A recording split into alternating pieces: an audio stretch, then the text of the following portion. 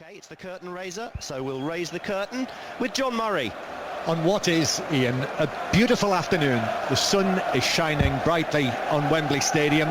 It's a new season, we have new managers and a new lineup for the Community Shield. It's never been Manchester United versus Wigan Athletic before. And Wigan Athletic it is who will get the game underway. Wigan in the blue and white striped shirts, blue shorts, blue and white striped socks.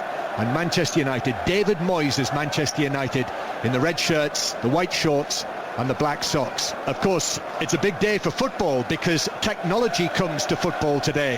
The goal decision system, GDS, is in place. And the man in the middle, the man in black today, standing in the shadows at Wembley, waiting for the nod from the TV people, is Mark Clattenburg. So whether we will have a referral to GDS, we'll wait and find out. That's all part of the mix this afternoon. So Wigan Athletic are being made to wait. A championship club now, of course, after their relegation from the Premier League, but brilliantly FA Cup winners last season. That is why Wigan Athletic are here, and they get the game underway and play it back towards the edge of their own penalty area. Wigan Athletic against the Premier League champions Manchester United, and we are underway now at Wembley, and we'll be back here shortly because we've got to go to Chesterley Street first of all. Pat Murphy. Key wicket, Alistair Cook is out, caught behind off Harris for 22, trying to smash it through the offside. That is a major blow. He looked very positive. It's 42 for 2. England lead by just 10, so they're 10 for 2, and in comes Kevin Peterson. This could be the decisive session of this test match, John. Thank you, Pat. Commentary continues, 5 Live Sports Extra, Radio 4 198 long wave, and you can find it via the BBC iPlayer radio app. But Manchester United playing the ball back to De Gea. He's in goal. De Gea, back four of Raphael, Jones, Vidic and Evra. Midfield, Carrick, Cleverley and Giggs. Zaha, Wilfried Zaha making, I think you would have to call it his competitive debut for Manchester United, even if it is the Community Shield. He's on one side, Welbeck on the other, and Robin van Persie up front. Obviously no Wayne Rooney, others not involved. Ferdinand, Hernandez, Nani, Young, for a variety of reasons, mainly injury, and not involved in the 18 today. And Wigan Athletic have 6 new summer arrivals in their teams. James McLean is making his debut today. Their team in a moment as Van Persie chases the ball towards the edge of the area, but Craney, the Wigan left back, plays it to his goalkeeper Carson, who belts it out of play on the far side. So this is the Wigan team. Only 4 of them started the FA Cup final in May here. Ben Watson came on as a substitute, remember, and scored the winning goal late in the match. He's in the team today. Carson in goal, back four of Boyce, Perch, Barnett and Craney. Midfield is Watson, McCarthy and MacArthur, Maloney, McLean and Holt, the Wigan Athletic team. Manchester United in this first half playing from right to left, and United play the ball back to their captain, Nemanja Vidic, who just turns and strokes the ball out towards Patrice Evra. So familiar, those two of United's old stagers now. And United with the oldest stager of them all, Ryan Giggs, starting the game, the player coach. Back it comes to Giggs, low ball towards the edge of the area. Welbeck takes it down, loops it into the box. Evra's continued his run, half cleared away by Wigan, and then it takes a deflection on the edge of the box, back to goalkeeper Carson. So with us here in the Wembley sunshine is Kevin Kilbane, who played for Wigan but also played for the new Manchester United manager David Moyes in your time at Everton, Kevin. So familiar with both sides, really. Yeah, I mean, just looking at Wigan there, from Wigan under Martinez as well, they wouldn't really, certainly what they've just done now, go long as early. They certainly looked at hitting Grant Holt quite early in the early stages of this game, tried to go long in the early stages, tried to put United under pressure in their own final third, which Roberto Martinez tended to try to use the build-up strategy from the back on virtually the whole time he was in charge. And I know David Moyes has already travelled far and wide with their pre-season tour, but how unreal is it to see somebody else walking out leading a Manchester United team with the red and white striped tie and the Manchester United blazer on? I would describe it as that, unreal to see someone else there. It is. You know, my whole footballing career, as long as I can remember watching football, Sir Alex Ferguson has been manager of Man United. So when the decision was made, what was it, towards the end of May, April time, wasn't it, when he announced he was retiring, it was a huge shock, and then the way that Man United dealt with it very, very quickly in appointing David Moyes, I think to many people that was a shock as well. So whoever United was going to appoint was going to have a difficult task of emulating him. Yep, Manchester United beginning a season with a new manager for the first time for over a quarter of a century. I suspect you would have been at school, Kevin, when he was appointed in 1986. That's right, yeah. Just got a stoppage. 9 years old, yeah. 9 years old. Crikey. Almost primary school. Free kick to United. Just Phil Jones just going in quite heavily on James McCarthy, who I think might be winded. Just caught an arm in his back, Phil Jones, but he's back up on his feet, and it's a free kick to Wigan, just inside the Manchester United half. The pitch is completely split lengthways at the moment. Half of it in sunshine and half of it in the shadows. And Wigan actually take this free kick short into the centre circle. And it's just touched back to Craney, the shaven-headed Craney, who's signed from Blackpool. Now it comes towards the right-hand side to the FA Cup final winning captain Emerson Boyce, who will turn and play it all the way back to goalkeeper Carson, who's back in English football, having returned from Turkey after his 2 seasons with Bursaspor, the former England goalkeeper. Wigan with the ball on the right-hand side, but Evra clears it into the centre circle to Van Persie, who's beaten in the challenge, but does well, nimbly nips it back. Now Carrick forward towards Zaha, who loses it on the halfway line, and Wigan Athletic have got it back halfway inside their own half. So it's Manchester United 0, Wigan Athletic 0 here on BBC 5 Live. Ben Watson's given the ball away. That was a little careless, and it is Zaha, Manchester United's only new signing in their team here today. Now the ball on the right hand side with Raphael. His cross is headed away by Watson, just cushioned it out towards the left, and it's cleared away up the line. Yeah, Wilfried Zaha, first time we've had a chance to see him in the game, Kevin, today. Yeah, very impressive through the pre-season, one of United's really star performers. And I think, it is another one. It's you come to the big clubs and you kind of get thrown the deep end, and you either sink or swim, and Zaha seems to me he's got the personality to cope with playing for Man United. Flick from Giggs to Van Persie, who does well and turns the ball out to the space on this left-hand side. Evra's cross towards the back post. Header into the net. It's Van Persie. That was wonderfully done by Van Persie. A steered header beyond the dive of Scott Carson, inside the goalkeeper's right-hand post, and Manchester United take a 6-minute lead here. And Van Persie, Robin Van Persie, starts the new season just like he finished the old one. He's the goal scorer, and it's Manchester United 1, Wigan 0. Yeah, it was brilliantly worked by Manchester United there. Sean Maloney playing on the right-hand side for Wigan, didn't track his runner with Patrice Evra coming on down the United, bombing on down the United left-hand side. Initially Van Persie played a wonderful ball out to Evra, and then Evra with a great ball into the box and a wonderfully guided header by Van Persie. So Van Persie scores here. Meanwhile at the Riverside, Pat Murphy, Jonathan Trott is out. England 49 for 3. Harris again, he's got all 3 wickets. Splendid leaping catch down the leg side by Haddin. Trott trying to help a bounce around to the fine leg boundary. At 49 for 3, England are in effect 17 for 3. Thank you, Pat. Van Persie, the goal scorer, with the ball on the left-hand side, scoring with his head, United's opening goal. Giggs with a cross though, sweeps it high beyond everyone inside the penalty area, and it bounces down for Zaha, who had to work it back, which he does well actually, to Carrick. Then a low ball from Carrick towards the edge of the area. Welbeck is there. Little right foot touch from him to Evra. Evra, whose cross supplied the goal for Van Persie, who's still on the left wing here and actually loses his possession. And then, he would have fouled his man McCarthy if he'd gone down McCarthy, but he carries it on and takes it to the edge of the area. And now Boyce with a cross. That's over everyone towards the left-hand side. McLean into the game for the first time. He lifts the ball back across the Manchester United box. Evra steers a header away, and then United complete the clearance. It really opened up for James McCarthy there. He was driving forward. He did really well to outpace Van Persie initially. Once he was 25 yards out, it opened up for him. The United defence had backed right off him. I thought he should have took the shot on. Decided to play it wide to Emerson Boyce. Manchester United winning 1-0 here on 5 Live at Wembley in the Community Shield. And I noticed in more than one place this was described as a no-win game for David Moyes in his first game of this nature for Manchester United.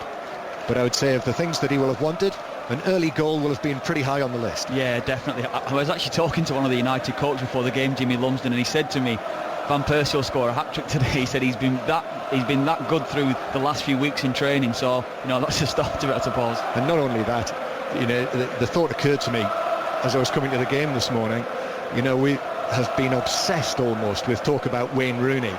There's been no mention at all about Robin van Persie, what he might do. The two fantastic seasons that he's had. His first season with United, 30 goals, top scorer last season. And then before that, season before his last with Arsenal, 37 goals in all competitions. And here he is, very quietly coming into the season and scoring with 6 minutes on the clock. Yeah, I mean, it was an incredible header, really. You know, the run that he made, he must have been 12, 14 yards out. He was towards the edge of the box. It was a wonderful header, but it goes to show that Van Persie does have everything. We know he's decent in the air. We know that he's got all the technical ability, but he also works hard as well.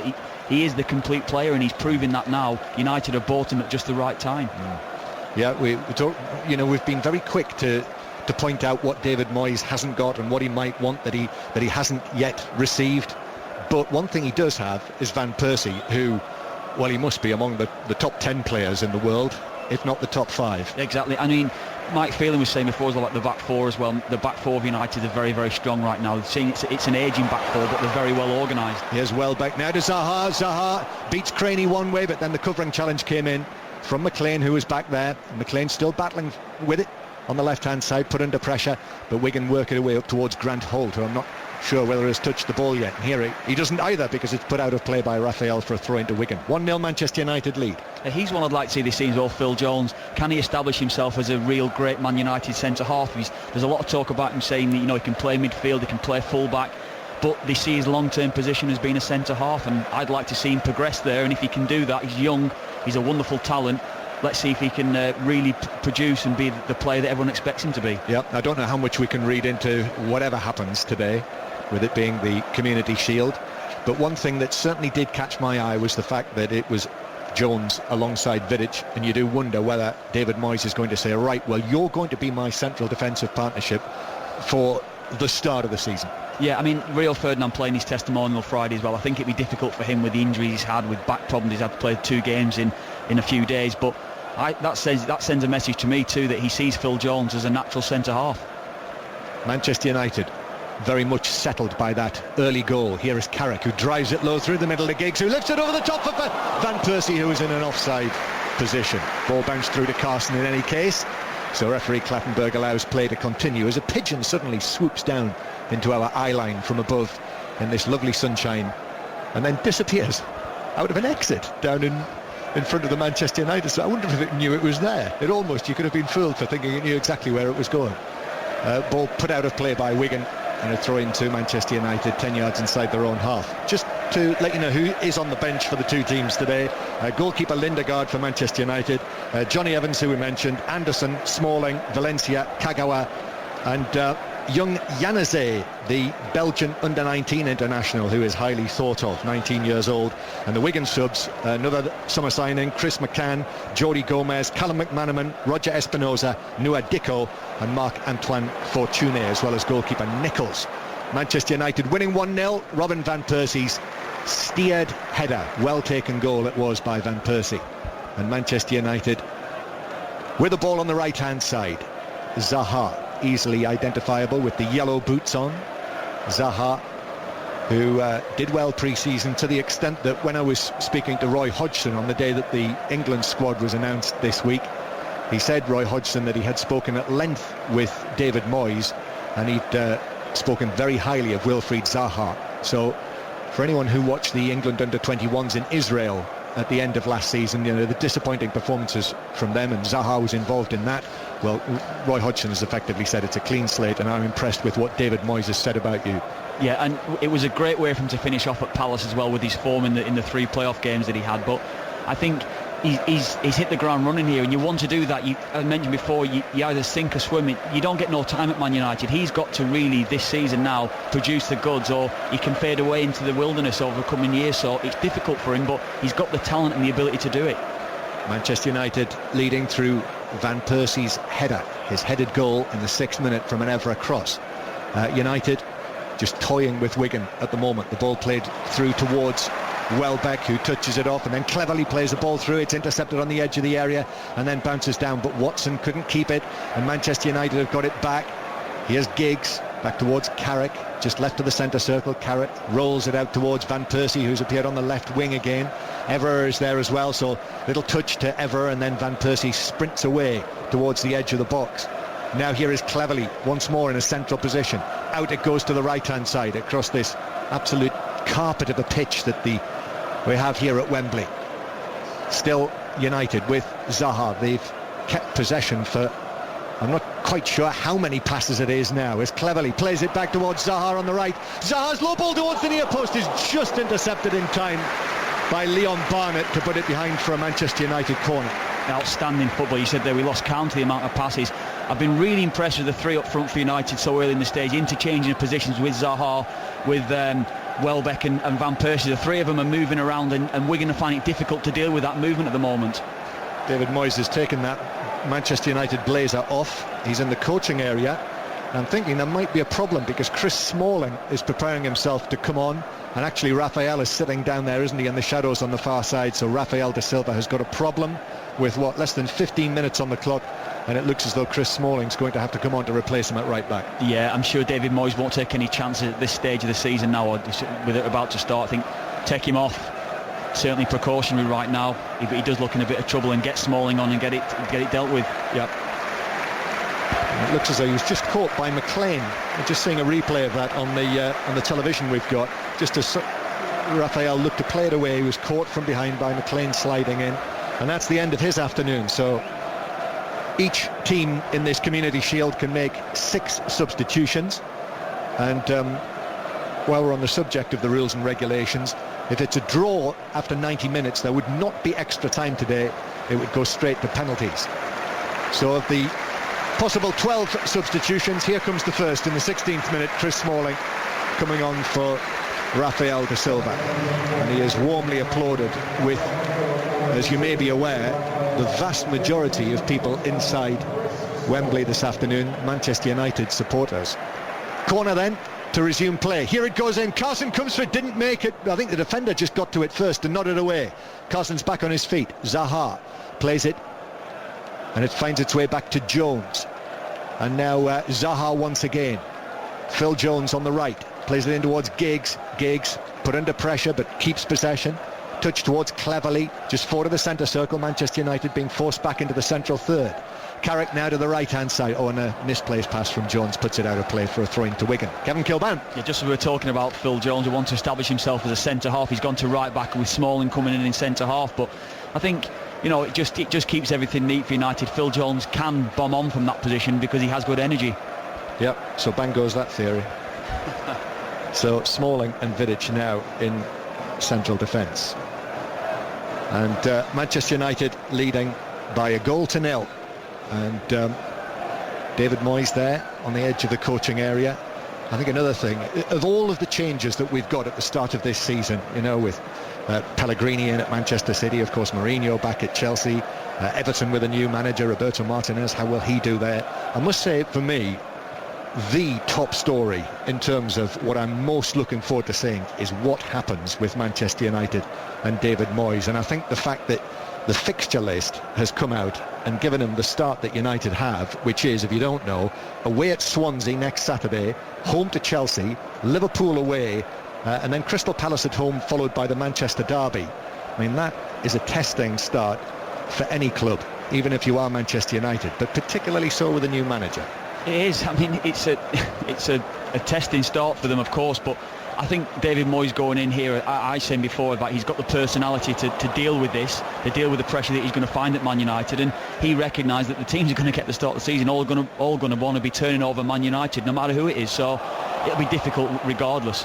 Ball played up towards Holt on the edge of the area. Smalling dealt with him. It's cleared away, and then it's overhit through by Maloney, who's not been in the game yet. Sean Maloney, who was one of the top players, player of the year, wasn't he, for Wigan last season, and overhit the ball through for a goal kick. Yeah, had an excellent season. They just haven't really settled, Wigan, have they? They haven't been able to string 4 and 5 passes together. I said early on about Scott Carson going a little bit more direct into Grant Holt, and that's been the thing with Wigan, where they started this game. I would expect them to maybe build from the back, playing a little bit more across along the floor, but they've not been starting doing that at the moment, so that might be something that Owen Cole might want to try and implement into the team, to be direct at times as well as playing the football that we know Owen Cole likes to play. Well, here they come now, Wigan, and the ball is chipped out towards the left-hand side by McCarthy, but it's over the top of Grant Holt and out of play for a throw-in to Manchester United. And Wigan really have not got going in this game at all, and are trailing to that Robin van Persie goal. I was talking to a Wigan Athletic supporter earlier on this afternoon who said to me that now, because this is the third time that Wigan have been here in 4 months, he's seen his team play more times at Wembley in that period than he has at the DW Stadium. Who would have thought that of Wigan Athletic? It's been an incredible story, hasn't it? You know, getting to the Cup semi-final was incredible for them when they beat Everton in that quarter-final, but then to go on and beat Man City was a fabulous achievement from them. 5 Live, Manchester United beating Wigan 1-0 in the Community Shield. Evra, he was caught there by Holt just as he tried to play it infield. There were 2 Wigan players together, and it was just actually Holt and Evra came together. It was just clumsy really from Holt more than anything else, and Evra's okay. So it's a free kick to Manchester United just inside the Wigan half. And just on Wigan's history, Ian Payne mentioned before the game that Tommy Gore was among the official party. Dennis Law there for Manchester United, and Tommy Gore was representing Wigan, part of the Wigan Athletic team that won the Northern Premier League in 1975, and he played in the club's first Football League match. So great to see a little piece of Wigan's history involved in that way this afternoon as well. And Dennis Law, I noticed, gave David Moyes a very warm embrace, as if to say, good luck, mate. Here's Smalling for Manchester United on the right, and once again Smalling just allows the ball to run over the halfway line and then chips it down the line, and it is Ryan Giggs chasing after it, and it's just touched out of play for a throw-in to Manchester United next to the corner flag.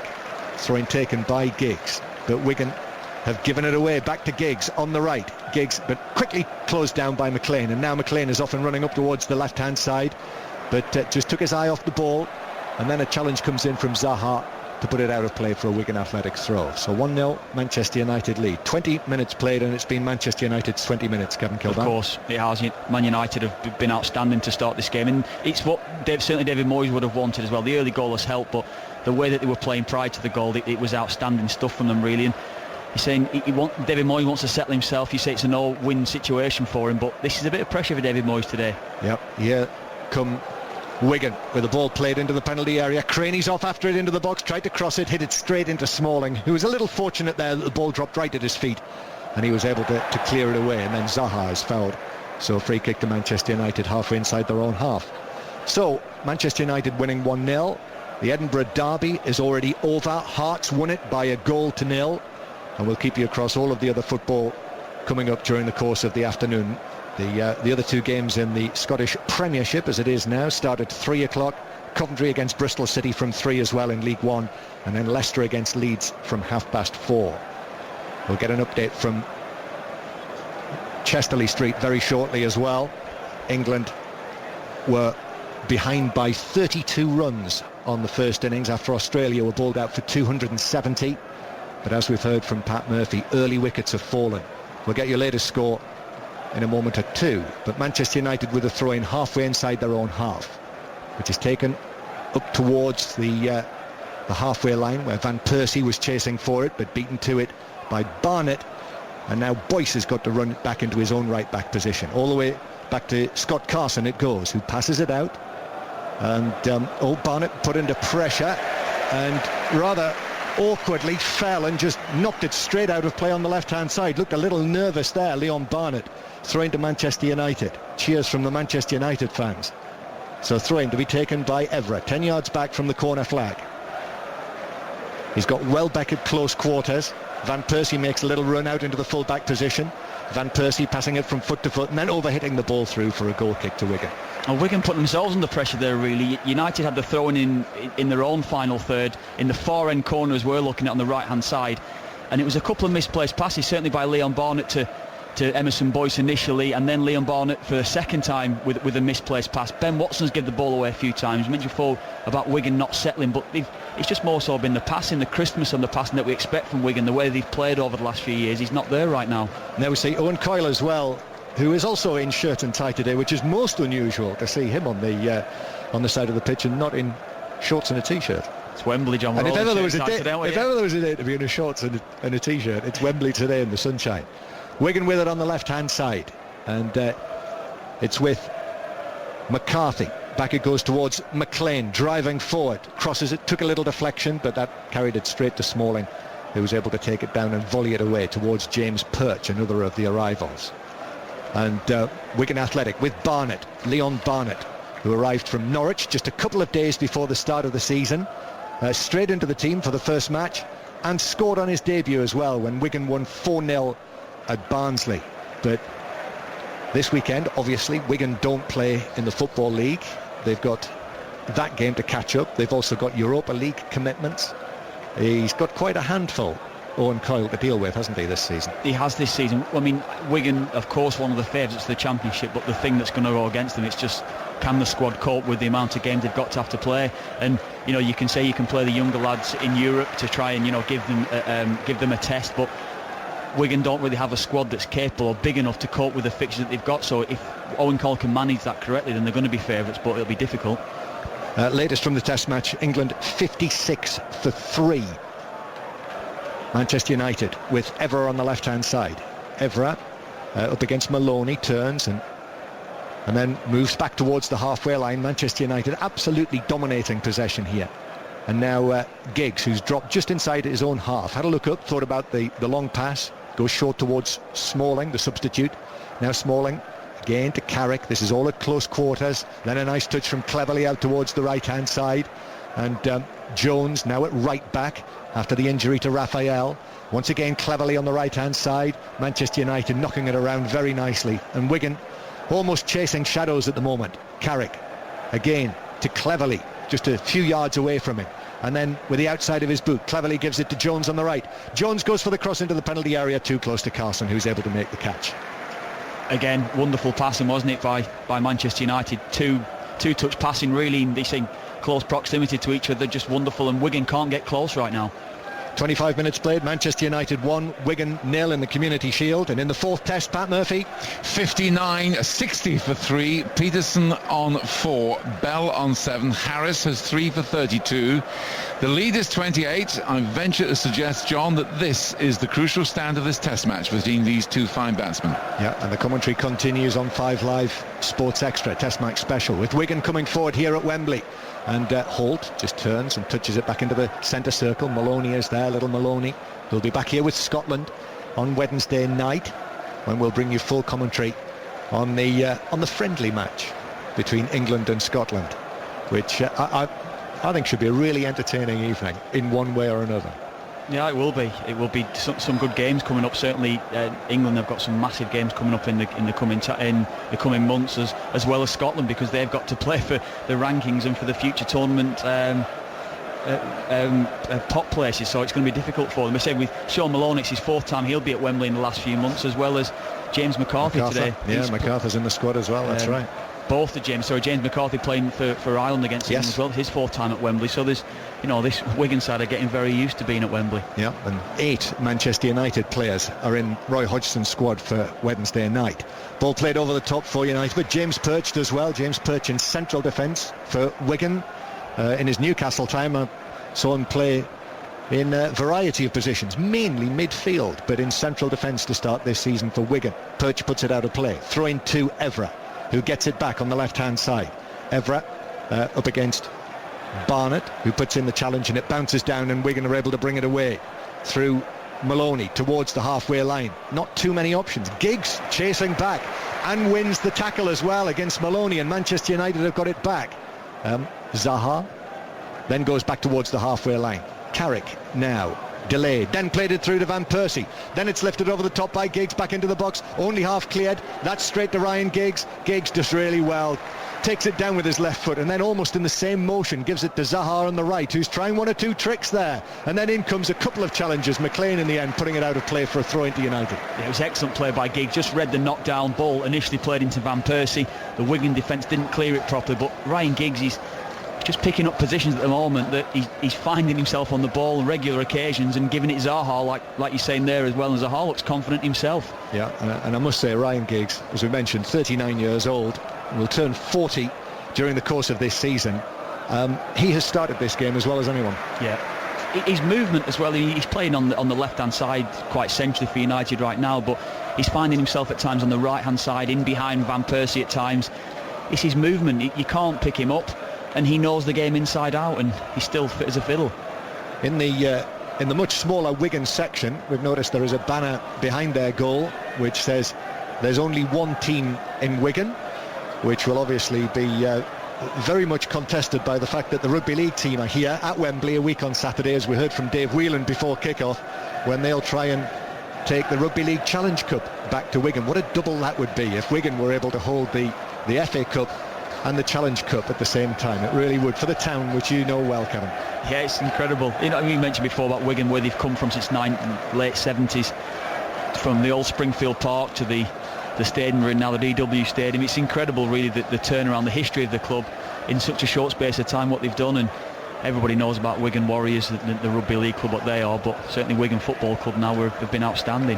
Manchester United, be interesting to see what the figure is on in terms of possession for United in this first half. It'll be big. Ball played down the top, right hand side for Zaha. It's just hooked away from him, and then Perch comes across to stretch and headed out of play for a throw into Manchester United. Well, he has caught the eye, Zaha, no doubt, in the first half hour, and it's a throw-in that'll be taken by Jones. Zaha just walks away from him. Throw taken to the goal scorer Van Persie near the touchline on the right. Back to Jones, then angled in towards Zaha, who pulls the ball over the penalty area but got far too much on that, and it's out of play for a throw into Wigan. Again, brilliant movement. Van Persie this time going out onto the right-hand side to find Phil Jones, played back into Zaha, just a little bit overhit, but Ryan Giggs, if he maybe angled his run a little bit better there, he could have got on the end of that. 1-0 Manchester United lead on this sun-kissed afternoon in northwest London. The spectators in the sunshine in front of us, many of them shielding their eyes from this bright sunshine. And the ball out of play for a throw-in to Wigan, 10 yards inside their own half, that Emerson Boyce will take. When he was speaking to our reporter Juliet Farrington before the game, he told her that he'd been to HMV to buy the DVD of the FA Cup final just within the last week or so. Suspect it'll be worn out before too long, you would think. Ball played over the top down the left-hand side to McLean, and then in comes the challenge from Jones to put it out of play for a throw-in to Wigan, 10 yards back from the corner flag. So Craney comes up to take this as the sun just disappears for a moment. Throwing for Wigan. Craney has got Maloney and McLean, but he's waiting and waiting. Manchester United there in numbers. Throwing taken, back to Craney. Then the cross from McLean into the area. Holt is there! And the whistle had gone, I think, for quite a strong challenge by Holt, who threw himself in there. Whether there was a push, Mark Clattenburg spotted. It's a free kick to Manchester United in any case. I think he gave the foul against MacArthur that was in there for the initial push. But Grant Holt coming in at the far post, really good chance for him. Great ball played in. I think it was James McLean that put the ball in. It's a wonderful cross. Just that initial challenge, yeah, from MacArthur. Just on Vidic, wasn't it? Vidic, yeah. Even though Holt came in like a bull in a china shop, but put it wide in any case. So that's the first real sniff that Wigan Athletic have had, really. Well, that's what James McLean would have wanted as well. It was a really good ball played in by him. Now here comes Giggs on the left-hand side, but Perch comes across to slide it out of play for a throw-in to Manchester United. And David Moyes receives the ball from one of the ball boys or girls down on the touchline, and just has one or two instructions for Tom Cleverley, who's the nearest player to him. Manchester United take the throw. Now it's with Carrick, who just shuffles forward. I'm sure it'll be warm out there. Carrick turns and rolls it back towards the Manchester United captain, Vidic, and then Cleverley drops deep as well, and Cleverley lifts the pass over the top. Zaha with a run to the edge of the box, tried to twist and bring it down but failed. It was just over his head, and it's through to Carson, the Wigan Athletic goalkeeper. So 1-0 Manchester United lead with over half an hour played, and all for David Moyes going to plan. Yeah, again, for me, just seeing Zaha, the movement coming in off that right-hand side. Craney's finding it difficult to stay with him. Maybe just a little bit under-hit that pass, he would have got in, but that's where Wigan's defence are finding it difficult, just with those front three for United, Van Persie and Welbeck as well. they can't get close to them, and that's the problem that they're finding when players are dropping off and moving around. It's difficult. No, careless pass from Barnett, gave it away on the halfway line, has a chance to recover and does so, and plays it to Perch to his left. So now it's with Craney on the left hand side. Craney, then it's worked back towards Barnett, who just rolls it forward towards MacArthur, and now MacArthur leaves it to McCarthy, and then Watson with a touch out towards the left hand side. Craney trying to make ground up that left hand side, leaves it to McLean, just arrived this week from Sunderland. James McLean swapping the Premier League for the Championship, which I must say I raised something of an eyebrow about. I think he struggled really last season at times, James McLean, after his initial, say, 6-8 month spell under Martin O'Neill. The season before, he was outstanding, and he made the Irish European Euro 2012 squad. But last season he did struggle at times, and I think this might be a fresh start that he needs. By all accounts, he's taken a pay cut to come here as well. So James McLean showing that he wants it. He's got a desire to play football, and Paolo Di Canio may have said that he might not be in his plans. Yep, with Paolo Di Canio making any number of changes for Sunderland, another one of your old clubs, Kevin. Here is Grant Holt, who has moved to Wigan from Norwich during the course of this summer to take the place of Aruna Kone, who's now with Roberto Martinez at Everton.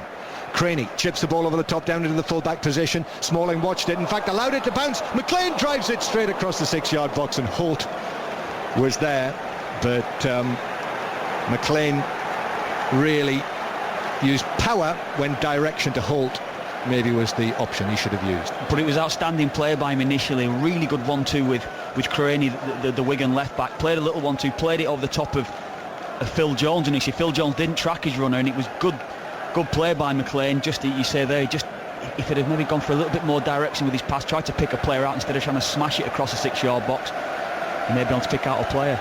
10 minutes to go to half-time here at Wembley. 5 Live, Manchester United winning 1-0 against Wigan. United just with the ball in their own defensive third at the moment, and then Everett clears it away. Long ball towards the halfway line to give it back to the blue and white stripes of Wigan. England's 3 wickets down in their second innings in the 4th test, with a lead of only something like 20 runs or so. We'll get a latest for you in a moment, but also more to come from the World Athletics a little later as well in Moscow, when we'll be bringing you live here on 5 Live Usain Bolt in the semi-final, and you would think then the final of the 100 metres. The 100 metres final is due around about 10 to 7 UK time. As I say, you'll hear it here.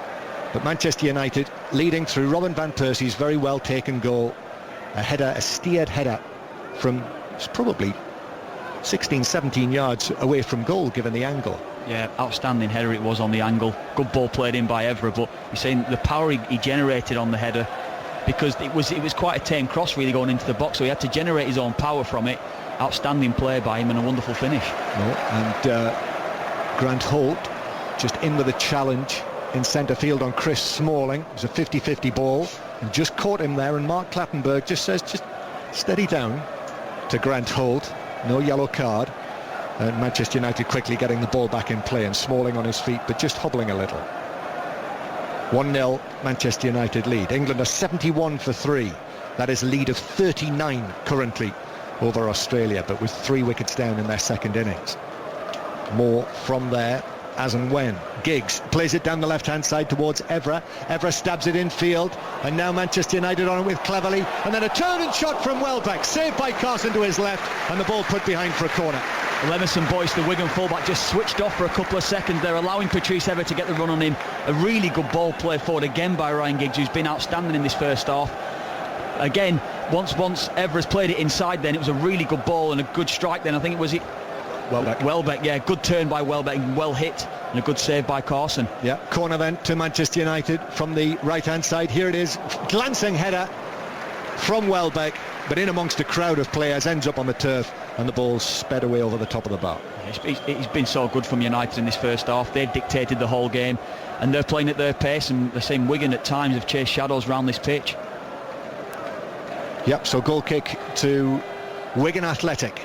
And once again Owen Coyle appears on the edge of the coaching area, marching now back towards his dugout. 8 months out of the game, Owen Coyle, after his departure from Bolton Wanderers. And if you remember, the last experience he had here at Wembley was when his Bolton Wanderers team were beaten in the FA Cup semi-final by 5-0 against Stoke. And many people pointed towards that, didn't they, at the point where things really began to go wrong for Owen Coyle. So back at Wembley today and already 1-0 down in this match.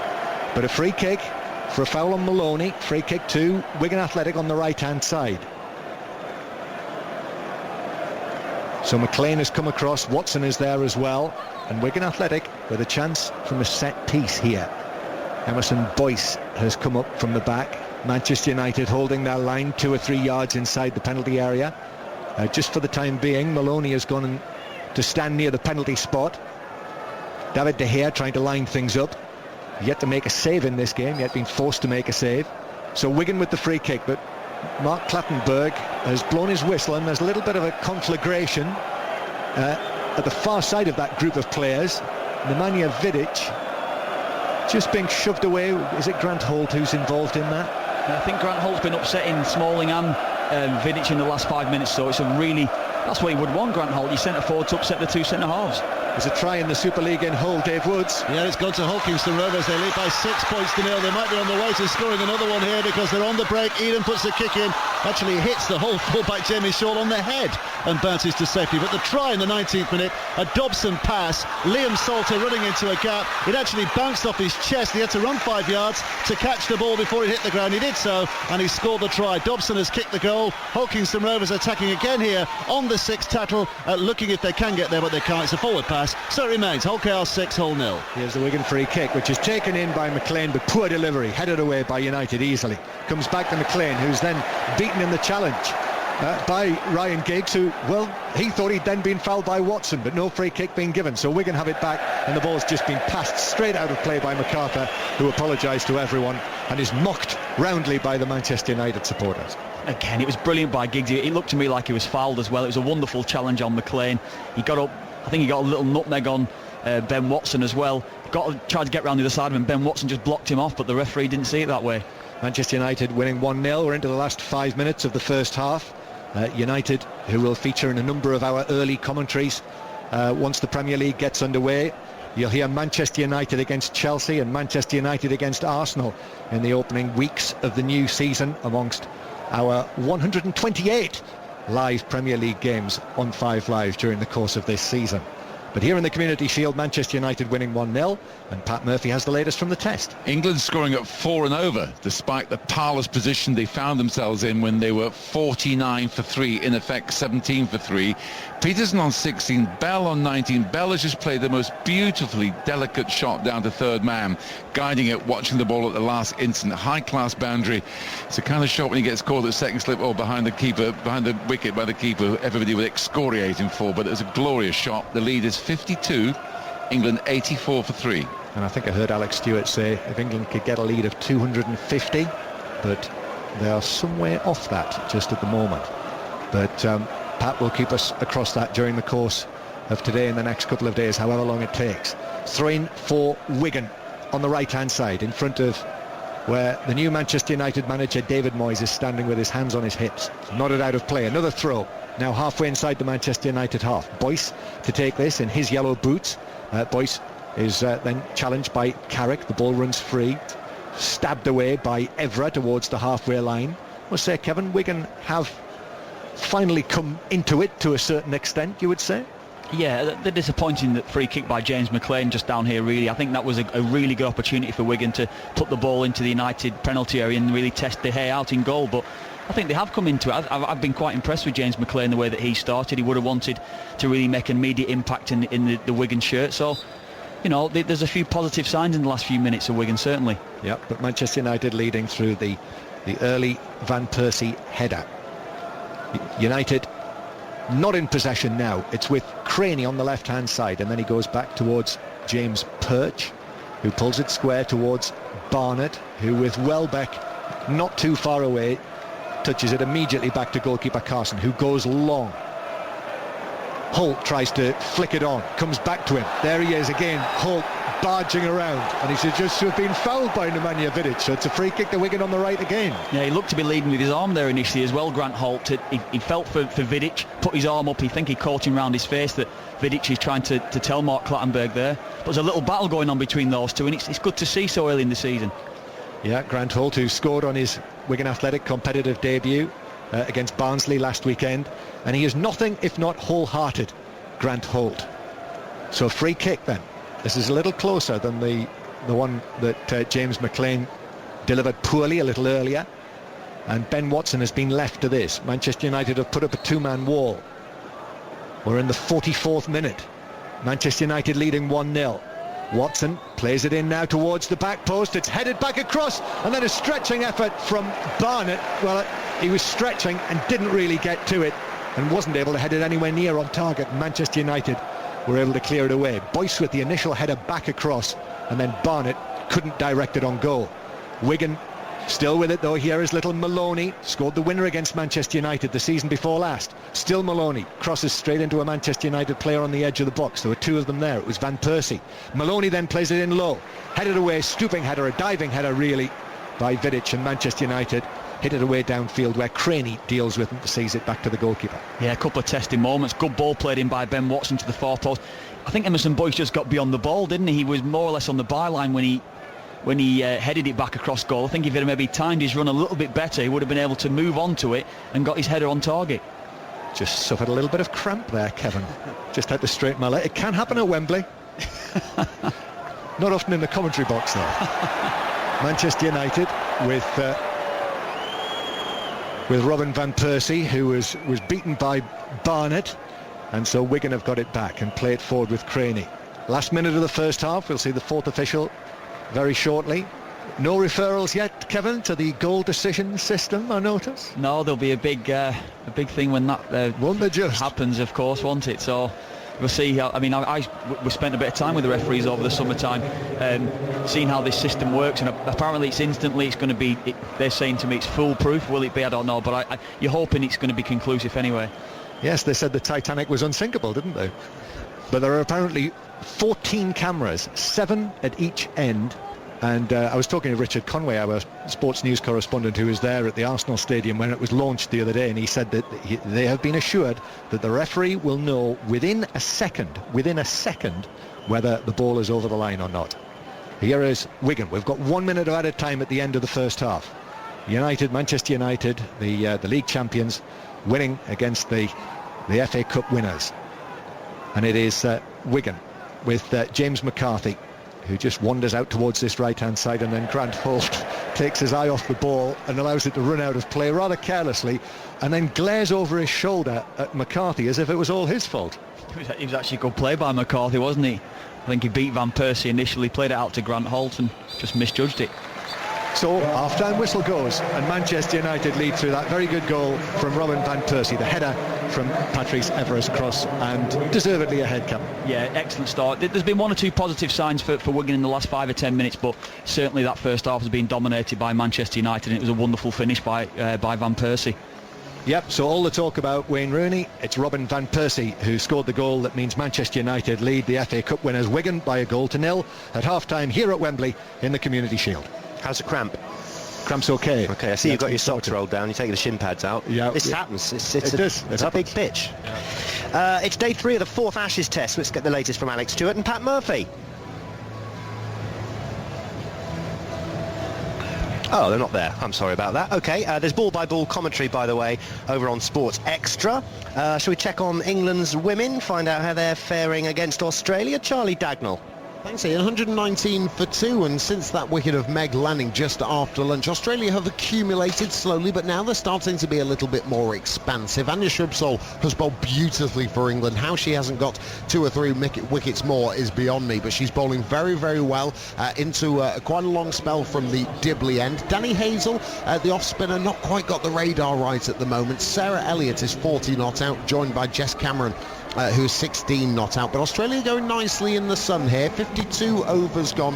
England will feel that they just need a couple more breakthroughs, and they're right into this Australian middle order. 119 for 2 the score. Ball-by-ball commentary of that match is on the BBC Sport website. Right, a really crucial partnership for England. Here is Pat Murphy and Alex Stewart, who are pretty good as well.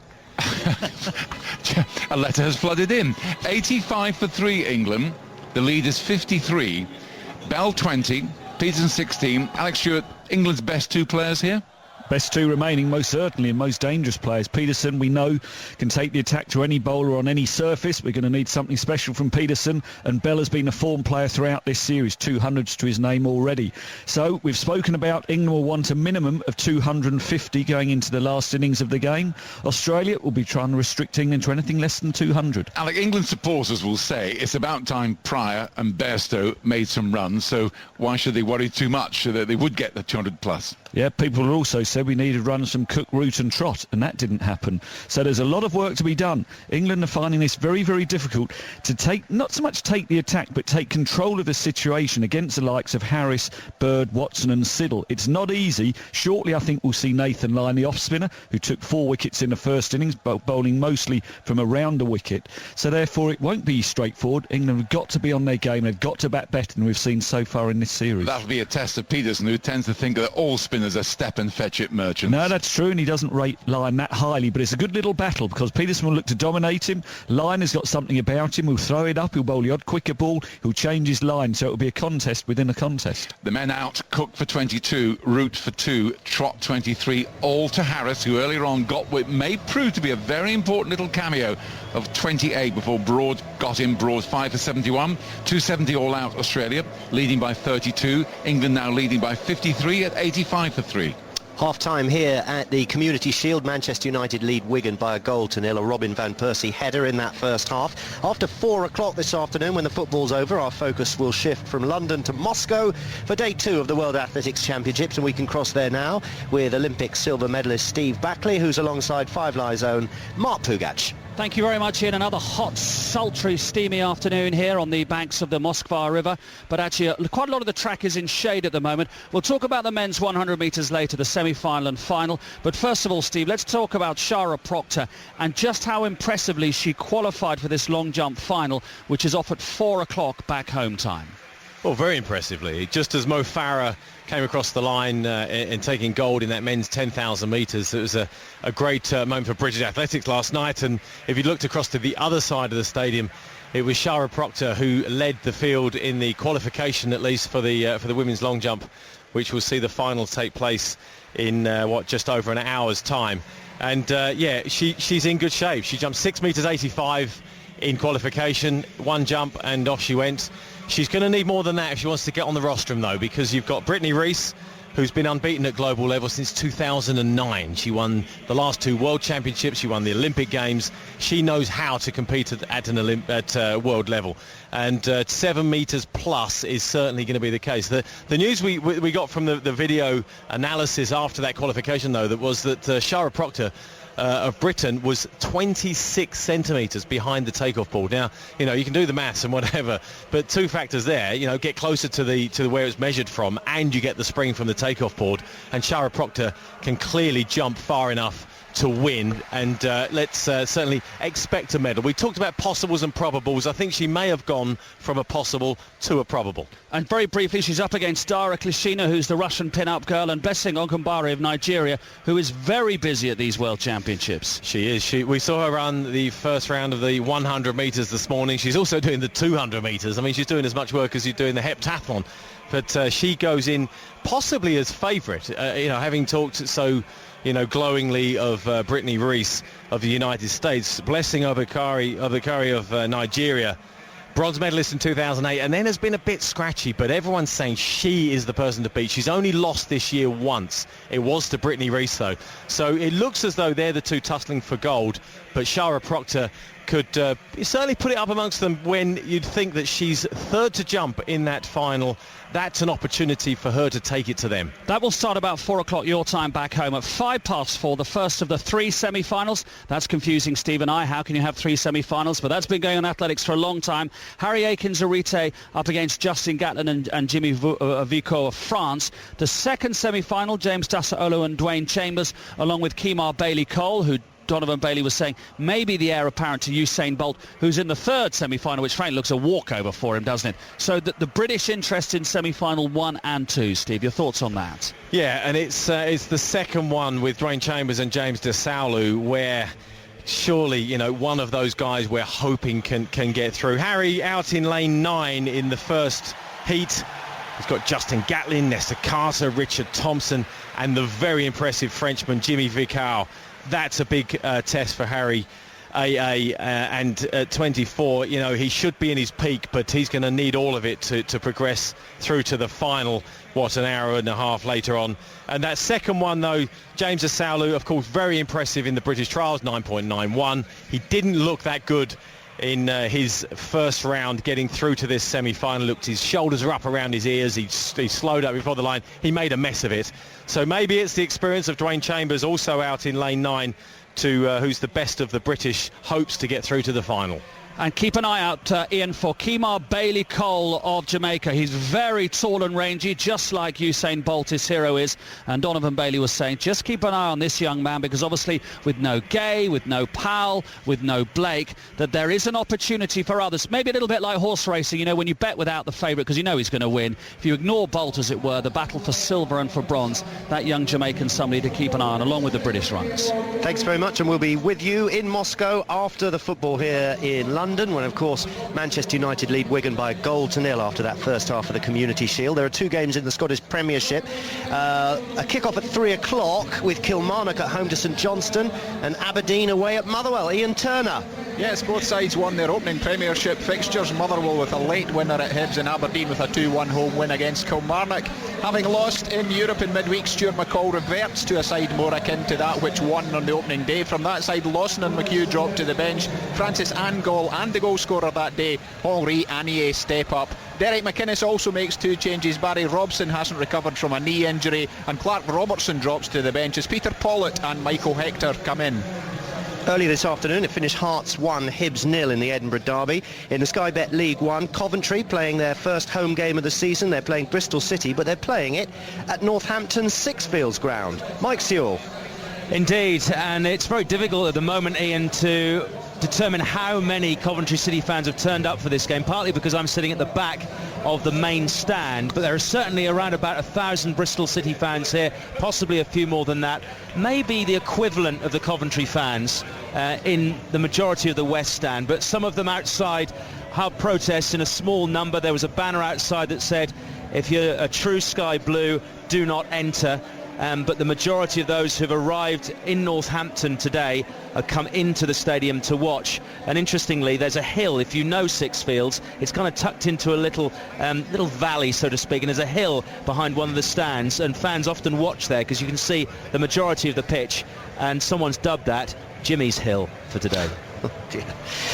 Leicester City playing Leeds United at 4:30 in the Championship. Updates from there. And it's half-time in 3 Women's Super League games that kicked off at 2. Arsenal Ladies 3, Everton Ladies 0. Birmingham City Ladies 0, Doncaster Rovers Bells 0, and Lincoln Ladies 1, Chelsea Ladies 0. It's half-time at Craven Park in the Super League, the Hull Derby. Dave Woods, it's not quite half-time. Not quite, no, we've got about 4 minutes left to play, but it is 6 points apiece. Hull have just got Hull have just got to try back. Jacob Miller reaching over. The video referee has given it after some thrilling play by Arundel Briscoe, and Eamon Tickle has just added the goal, so we're all square. This, of course, a fixture which almost demands a few fiery moments. We had a less than polite discourse which led to the sin-binning of Kirk Eamon and Josh Hodgson earlier in the game. Holkingston Rovers currently down to 12 men because David Hodgson has now been sin-binned as well. But 4 minutes to half-time. It's Holkingston Rovers 6, Hull FC 6. Elsewhere, Hannah England is into the semi-finals of the 1,500 metres at the World Athletics Championships. Laura Wakeman failed to qualify this morning, as you've been hearing. Elsewhere, Will Sharman qualified for the 110 metres hurdle semis, with Nigel Levine making the 400 metre semis, and Asher Phillip in the women's 100 metres. Elsewhere, Jim Furyk takes a one-shot lead into the final round of the US PGA Championship. After a third round 68, moved him to 9 under par. Rory McIlroy and Lee Westwood are just in contention there on 3 under par. And there's commentary on the final round from 9 here on 5 Live. And in tennis, Andy Murray is in the doubles final of the Montreal Masters with his partner Colin Fleming. That one gets underway at about 5:30. And here at Wembley, as if we needed reminding that Manchester United are a global brand, alongside the Manchester United flags draped over the middle tier, saying things like Macclesfield Reds and One Love, I can see one from Norway's, I think it's Norway, isn't it? Bergen Reds. And just a little further along, one I hadn't seen before, Sierra Leone Reds. The whole world is definitely here. And Manchester United very much, they've dominated the first half, and of course they've dominated the attendance as well, with well over 2/3 of the crowd being Manchester United fans. We'll be back for the second half. First, let's get the latest news headlines at almost 3 o'clock with Suzanne Chislett. On digital radio, digital TV, mobile and online. This is BBC Radio 5 Live. The Chief Constable of Northern Ireland, Matt Baggott, says he hopes a controversial Republican parade due to get underway in County Tyrone shortly will pass off peacefully. More than 50 police officers were injured trying to separate loyalist protesters from Republicans holding another parade in Belfast on Friday. The former newspaper tycoon Eddie Shah has angered child welfare campaigners by saying underage girls who go out to have a good time and have sex with adults should take the blame. He was cleared last month of raping a girl in the 1990s when she was aged between 12 and 15. Another Labour MP has criticised the party's failure to produce coherent policies for the next general election. Graham Stringer says Labour's stance on welfare, education and housing isn't clear. Yesterday, the Shadow Health Secretary, Andy Burnham, said the party had until the spring to pose a real challenge. A 22-year-old man arrested on suspicion of abducting a missing teenage girl from Sheffield has been released on bail. Police say they're growing increasingly concerned about Erika Kachikova, who's 13 and hasn't been seen since Monday. And the Treasury's insist that it's taken action to help people with the cost of living. It's after official figures showed wages in the UK have fallen by 5.5% in real terms in the last 3 years. Travel now, and the M69 in Leicestershire. There were delays and the road was closed southbound because of an accident that happened between Junction 1 Hinckley and the M6. In the last few minutes, the air ambulance has cleared the scene there. Now all but one lane has reopened, so there are still delays in the area, but it's easing. In Berkshire, the London-bound M4, slow traffic towards Junction 4B, that's the M25 interchange. It's after an earlier accident blocked one lane. In Lincolnshire and Skegness, the A52 Roman Bank, that's closed both ways around North Shore Road after an accident. There's been a fuel spillage on the A11 Newmarket Road at Cringleford in Norfolk, and that's causing delays at the Thickthorne roundabout. And near Basildon, still long delays on the A13 heading towards London. That's through the roadworks at Stanford Le Hope, and it's affecting traffic between the Five Bells interchange and the Manaway. Suzanne Chislett, 5 Live Travel. Epilepsy affects 1 in 240 children in the UK. Sheila Fogarty. On Tuesday, Sheila and the health team look at the treatment of young people with epilepsy by schools and the healthcare system. She'll hear that some hospital trusts ignore guidelines on giving children access to a specialist nurse, and that many schools don't know how to handle a child with the disorder. Self-esteem is a big issue for these children. A significant minority have difficulties with depression and anxiety. Plus, you'll hear from doctors, children, parents and charities. Sheila Fogarty. Tuesday at 12. On BBC Radio 5 Live.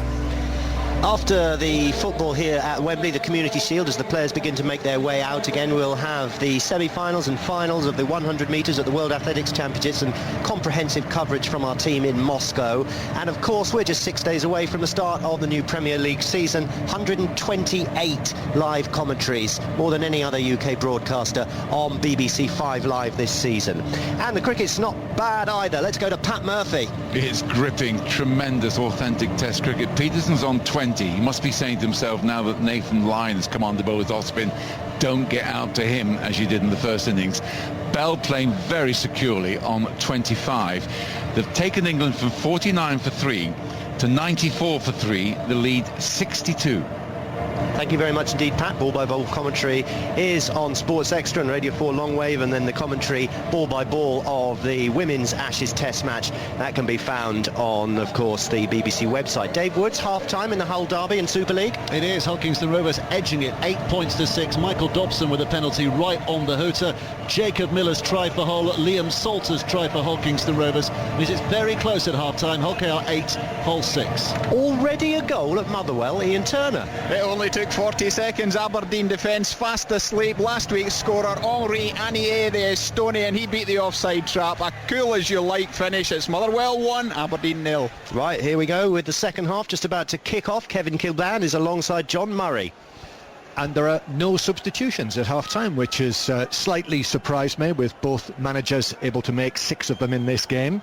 We did have one in the first half with Raphael injured and limping off after only quarter of an hour, and Chris Smalling coming on for him.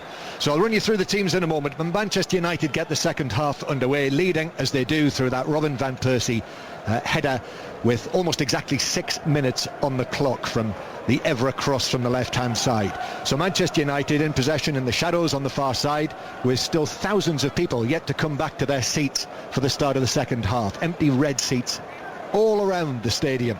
United with De Gea in goal, substitute Smalling in central defence with Vidic, Jones having started the match in central defence, Phil Jones at right back, Evra at left back, Carrick, Cleverley and Giggs in midfield, Zaha on the right, Welbeck on the left and Van Persie up front.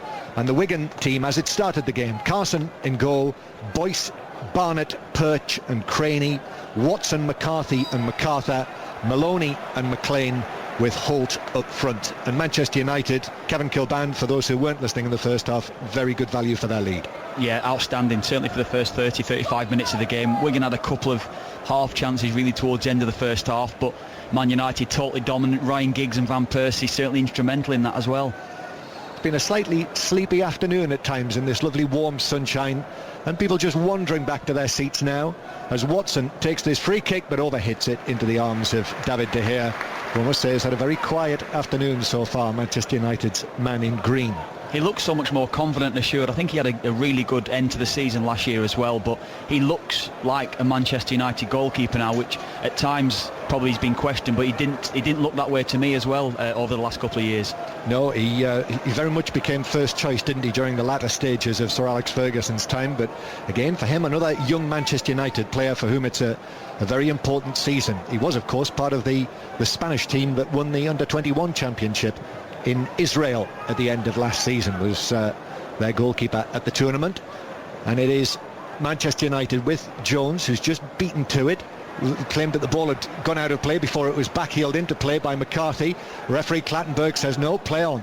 So Wigan coming forward in the blue and white striped shirts, playing from right to left, and the FA Cup winners in possession with their captain Emerson Boyce, who plays it infield towards the man who scored the winning goal, Ben Watson. Now to the left-hand side to Craney, who picks out a pass down the left to McLean on his debut for Wigan, who is challenged by Zaha and is caught as well. I thought he took the ball, but referee Clattenburg says he took the man as well, so it's a free kick to Wigan. Yeah, it was a poor touch actually by James McLean. He's trying to open his body out so he can put a cross in first time, but his touch got a little bit too close to his body and it allowed Zaha to get back and make the challenge. So again, the men have come up from the back. Barnett and Boyce. See James Perch in there as well. I saw him score for Newcastle at Old Trafford against Manchester United last season. Watson plays it in. It's a good delivery as well, but was headed away by United and then hooked further away by Zaha, where it's allowed to bounce out of play by McLean for a throw-in to Wigan, who started the second half well. Back it goes towards Craney, and he rolls it to the left here to James MacArthur. And now Craney again has time on the ball to put his foot on it and then hit it forward, probably 40-50 yards towards the far side, but it was headed away by Vidic. But it comes back for Wigan through the middle. Maloney, and then it's taken up and swept towards the left-hand side to McLean, who ran his foot over it and holds his face with his hands because he ran it straight out of play for a throw. Yeah, again, he's trying to do the right thing. He's trying to get out his feet to whip a cross in early, James McLean, but just a poor touch from him, allowing it to run out of play. But I was just noticing from that free kick that went in a couple of minutes ago there by Ben Watson, outstanding defensive header by Danny Welbeck. You know, he got himself in a position and attacked the ball, and it just goes to show as well the qualities that he has to his game as well that's probably underestimated. Yeah, Manchester United, again, if you weren't listening in the first half, obviously no Wayne Rooney, still say United has this shoulder injury. Ball played in towards the edge of the United box where it is headed away and then played away towards Welbeck. Well, that was a lovely shift of feet from Welbeck, who was blatantly fouled by MacArthur, but picked himself up quickly, and in fact referee Clattenburg has brought it back so he can show MacArthur the yellow card for that. Yeah, I think you probably look at it two ways. There was a cynical foul. Man United were disappointed, but from a Wigan's perspective there, it was probably a clever foul. He'd gone the wrong side of McCarthy. He was driving right at the defence, and McCarthy just clipped his heels and give the foul away. Great turn though by Welbeck. Welbeck again in possession through the middle, plays it out towards the right hand side to Zaha. Zaha angles it back towards the edge of the area. Welbeck is there. He tees up the shot that is dragged wide by Cleverley, who is slightly off balance, I think, and it's behind for a goal kick. And from Wembley to the Riverside and Pat Murphy. will beat a Pat in just a moment or two, but it's a goal kick for Wigan Athletic. Cleverly was just stretching, he just snatched at it really, Kevin, didn't he, the shot wide? Yeah, I mean, he had a clear view on goal, didn't he? But it was really good injection of play by Man United. They just took a quick free kick.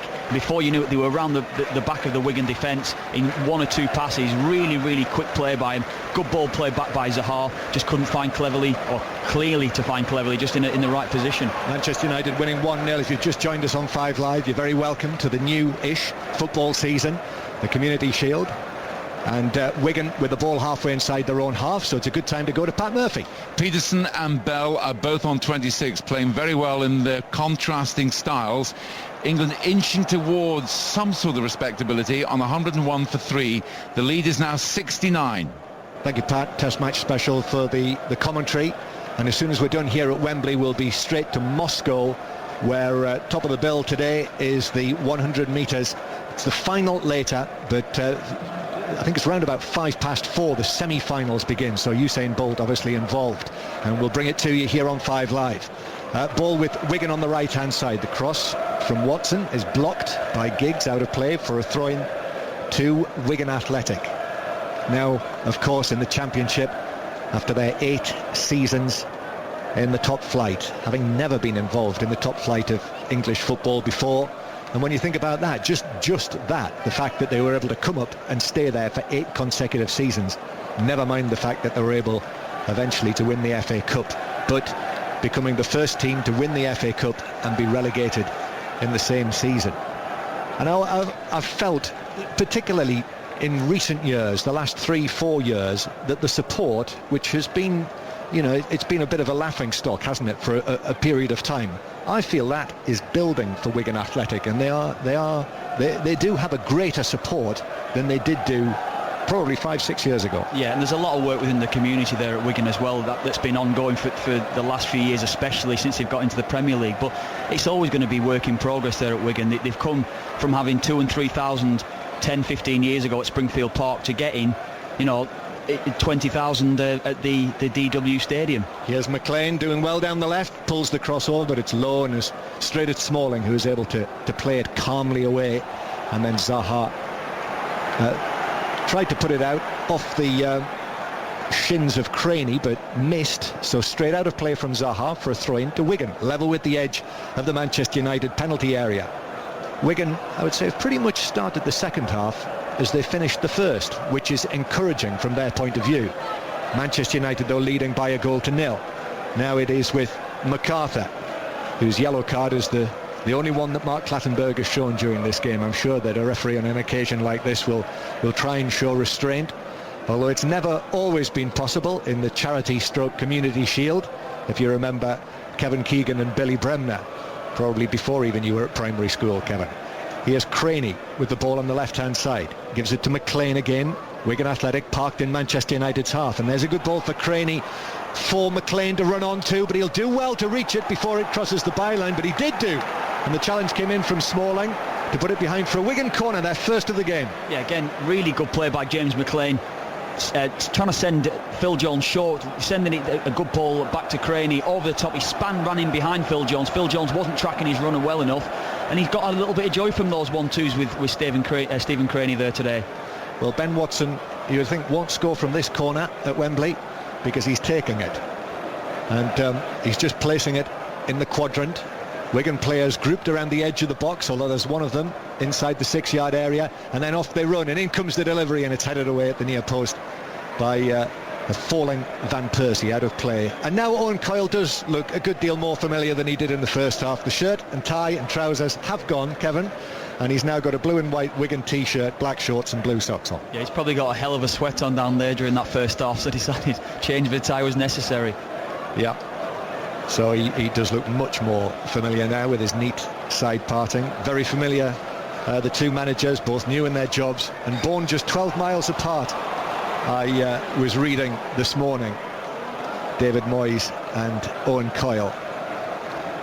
Free kick to Wigan that Craney plays back towards his own area. 10 minutes played in the second half. Manchester United leading by a goal to 0. But really, Kevin, it's been a game of relatively few chances.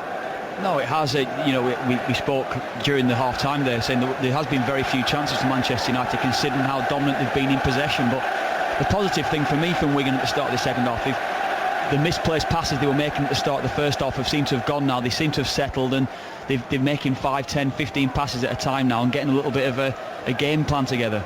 Just been passed a comment by someone on Twitter, I presume it's on the 5 Live Twitter feed, Manchester United fan, who said under David Moyes there's 45 minutes left now.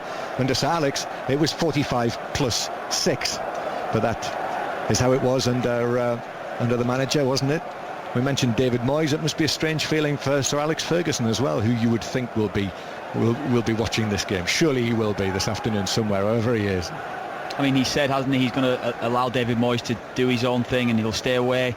I'm sure he's going to be at a lot of games this season, but it'll be more beneficial for David Moyes if he does, keep his distance from the players and from the playing staff here that certainly have got so much respect for him, and he's always been that go-to person for them. Yeah, well, he is a director and he is a club ambassador now, Sir Alex Ferguson.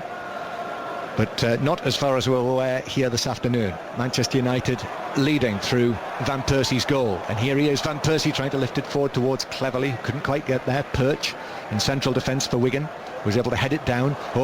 Given away by MacArthur.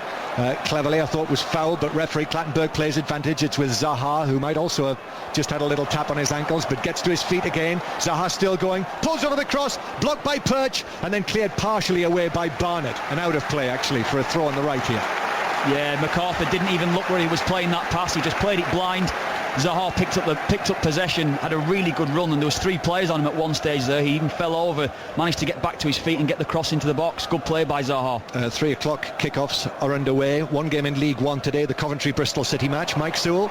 Well, it's still Coventry City 0, Bristol City 0, almost a quarter of an hour played. In terms of an attendance here today, John, I would estimate something around the 2,000 mark, maybe a little bit more. Some Coventry fans who've obviously refused to come in and pay ticket prices are standing at the top of the hill away to my left. There's about a dozen of them up there. But in terms of the football, we've had 1 or 2 chances. Sam Baldock for City early on being sent through, but missing with a tame effort. And Connor Thomas for Coventry a moment ago having a curling shot cleared off the line by Liam Fontaine. Coventry 0, Bristol City 0. In Scotland, Motherwell winning 1-0 against Aberdeen, very early goal, and still Kilmarnock 0, St Johnstone 0. Earlier the Edinburgh derby was won 1-0 with a late goal by Hearts at Tynecastle. Manchester United leading Wigan by 1-0 here. Next weekend, on the first weekend of the Premier League, the first of our 128 live games this season on 5 Live, is the 12:45, the very first game of them all from Anfield, Liverpool against Stoke. Then at 3 o'clock it's Arsenal against Aston Villa. On Sunday, Jose Mourinho's first Premier League game back as Chelsea manager at home to Hull City. And then on Monday night, Manchester City against Newcastle with Pellegrini in charge. United with Welbeck to Van Persie, edge of the area, shoots left footed, deflected in.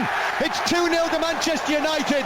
A wicked deflection, a big deflection, but Van Persie's claiming it, and if it's given to him, that's 2 goals for United, 2 goals for Van Persie, and Manchester United 2, Wigan Athletic 0 in the Community Shield. Yeah, Wigan allowed Patrice Evra so much space down Manchester United's left there.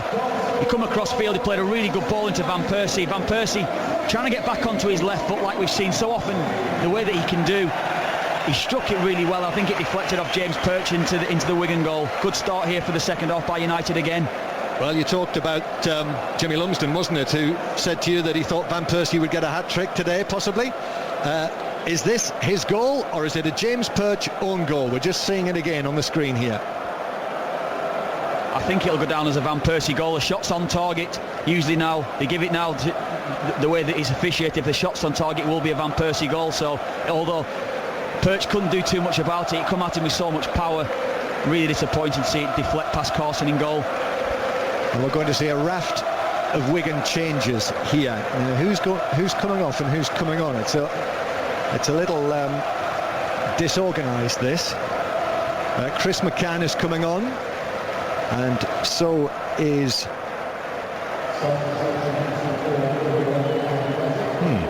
now that's an interesting one. There's a number 32 running onto the field, and unless I'm mistaken, I don't have a number 32 on my list. So we'll try and pick the bones out of that. And also Manchester United, I noticed that Zaha has just limped off the field. So Zaha has also been replaced. That's always good when that happens, when you have 4 substitutions taking place at the same time.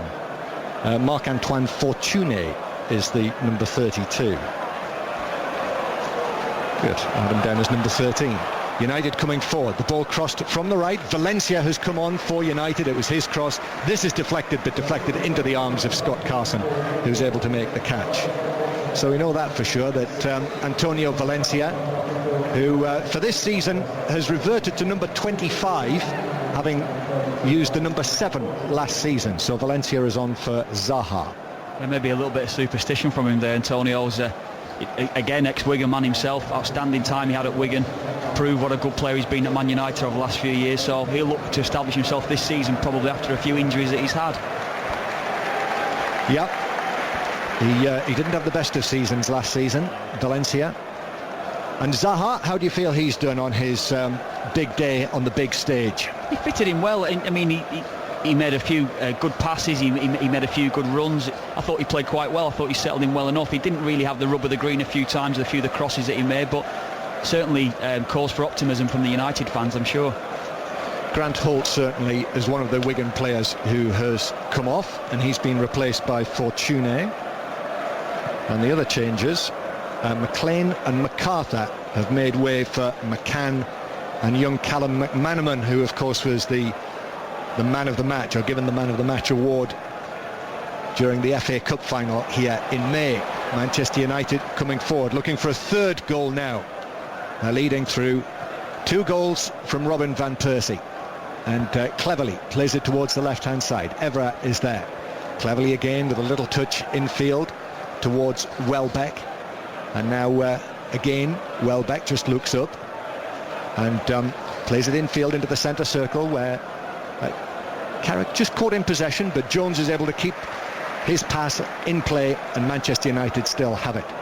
So here's Valencia freshly into the action, back towards Carrick, a low ball into the centre circle to Welbeck, and now here is Van Persie, who's dropped deep for it, runs his foot over the ball and completely fools McCann, still has it. And then Cleverley, again with Cleverley on the left-hand side, and Manchester United just now keeping possession with the backdrop, the sound of the Manchester United supporters inside Wembley here, over 40,000 of them singing their songs.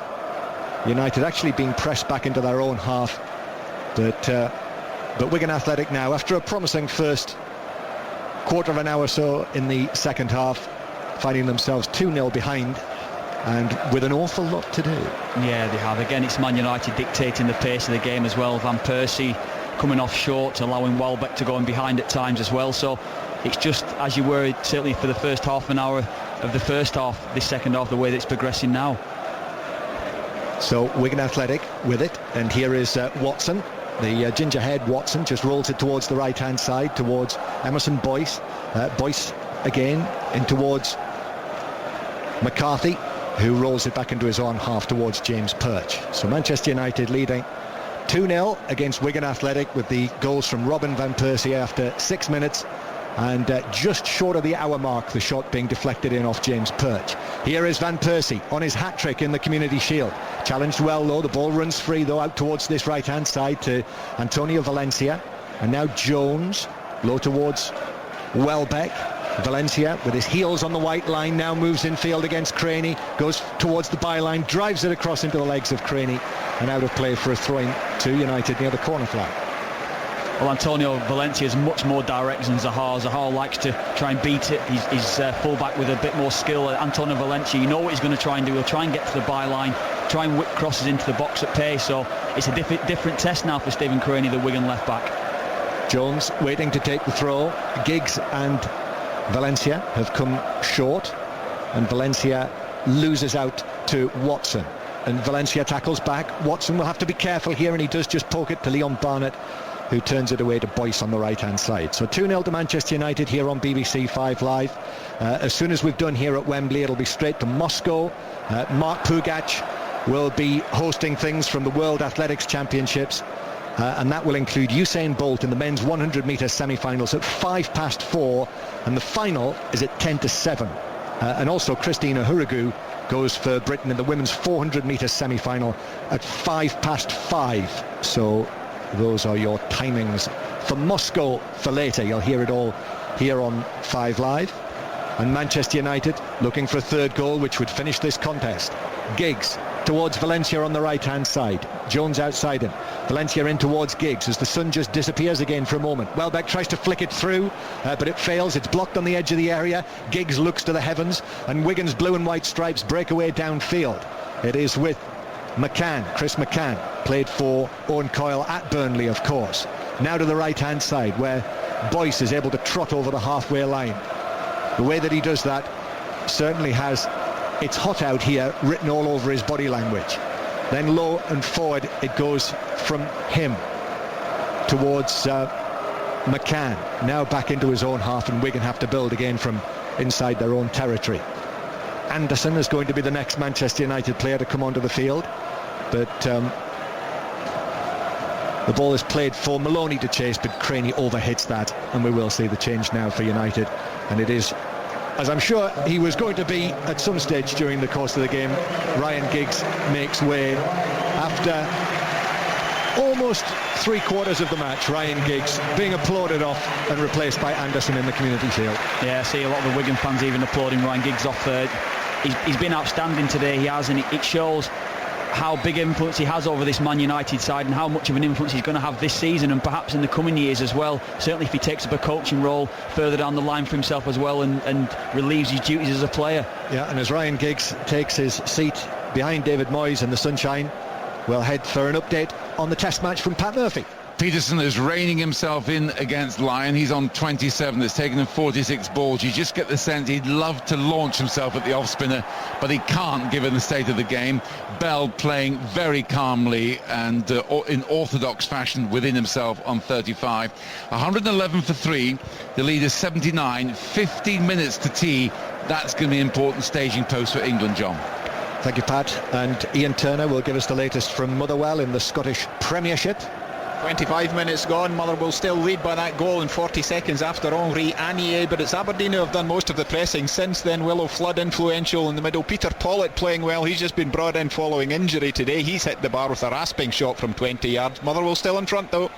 And it's still Kilmarnock nil, St Johnstone nil in the other 3 o'clock kickoff. Still Coventry nil, Bristol City nil in League One. And just as a little footnote on the cricket, there will be a cricket phone-in on 5 Live tonight. A 6-6 phone-in follows 5 Live Sport at 7:30 this evening if you want to get involved in that. But Manchester United leading Wigan by 2-0 in the FA Community Shield, sponsored by McDonald's, with Anderson into the action for the first time for United, passing the ball through via a little deflection. It's taken towards the edge of the box by Evra. Now Welbeck, infield towards Van Persie. Welbeck now, very good challenge by Perch. Ball still in play.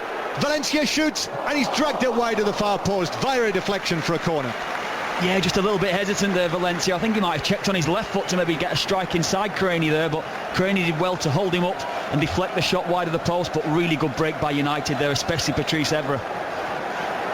So a corner for United from the left-hand side, and here's the delivery in towards the near post, where it is headed up in the air. Carson, a little bit of indecision, only half headed away by Boyce, and then bounces down for McCarthy to run it away, and he is fouled by Vidic, and it's a free kick to Wigan in their own right back position. Kevin Kilbane. Yeah, I think Vidic thought that McCarthy would have got away from him there and set Wigan off on an attack, so a bit of a cynical foul there by Vidic, but you know, there has been positive signs through this second half back from Wigan, but United, again, as soon as they scored that second goal, have just been so dominant in possession, and Wigan have found it difficult to take the ball off them at times. I read in the match programme this morning that no Manchester United manager has won a trophy outright in his first season in charge. And the reason the word outright is there is because apparently Dave Sexton, when he took over as Manchester United manager, shared the Charity Shield, as it was then, with Liverpool in 1977. So if David Moyes is able to win the Charity Shield, he's done something that no other Manchester United manager has ever done. I think it does just relieve a little pressure for him as well, John, because everyone recognises there's huge amounts of pressure on him this season replacing Sir Alex Ferguson, but it'll just relieve that tension of winning that first trophy that I'm sure he's had and I'm sure he's been feeling since he took the job.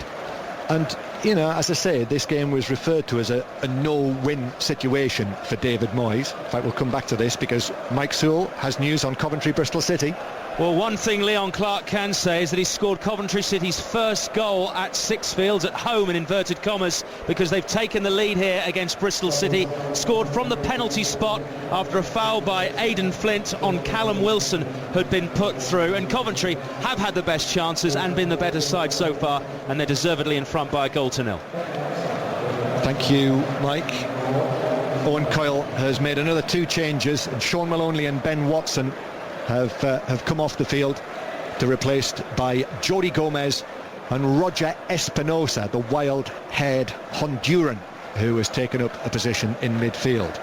So that is now 5 of his 6 changes that he can make, Owen Coyle, and clearly with the long season that potentially lies in front of Wigan Athletic in the Championship and the Europa League, as we mentioned in the first half, he is going to use all of them. Yeah, he's going to need them this season. I think it's a minimum for Wigan this season, 56 games, so they've got a huge season ahead of them. And all these players that have come on today all played key roles in Wigan winning the Cup last season, so they're all going to play a huge role this season, I'm sure. Yeah. Just before we went to Mike, I was going to make the point, about it being a no-win match for David Moyes. If Manchester United see this through from the position in the game that it's been, I would say it's been a pretty good day for him. Yeah, of course. And the way they've been playing pre-season, there was a bit of question mark over the form. It's about the competitive games, and I'm sure they've come back on. I mentioned before, talking to a few of the coaching staff before the game, and they're confident. They are very confident this season, and quite rightly so as champions. But they need to win trophies this year. This game, I suppose it's not really going to be counted as a trophy. United are going to have to win leagues and cups. But free kick for Wigan. Craney plays it in. It's headed away out towards the edge of the area. McManaman's got it down on the field, crosses via a deflection, bounces into the path of Carrick, who's able to give it away to Espinosa, who hits a dropping volley well wide of the goal from the right-hand side, and Evra has collapsed in a heap on the far side of the penalty area. But Espinosa went for goal, but a goal kick to United. Yeah, he just didn't catch it right, did he? Just going back to the point there on United, just saying that, they have to. I think David Moyes recognises the club that he's at. We all recognise United as a manager. You've got to win. You've got to be challenging for the Premier League, winning Premier League trophies, challenging in Europe, and challenging for FA Cup trophies as well. So it's a difficult season for them, but he's certainly got the personality to take it. Wigan Athletic 2-0 down here. Wigan's rugby league team will be here a week on Saturday. You'll hear that on 5 Live. Dave Woods will be here. Today Dave's in Hull. Yes, watching Hull, he'll also be there, and they're winning against Hull Kingston Rovers 12 points to 8. They've just got a penalty try, big kick to the corner. Briscoe knocked it back. Yeaman kicked it into the in-goal area, but as he was chasing it, Travis Burns tackled him without the ball, so the referee went to the video and the video screen, and the video referee gave the penalty try. Tickle has added the conversion. It's Hull Kingston Rovers 8, Hull 12. Thank you, Dave. Yeah, and you'll be able to listen to the Challenge Cup final, the World Athletics, the US PGA Golf tonight, which is on 5 Live at 9 o'clock. All of our many commentary matches from the world of football this season.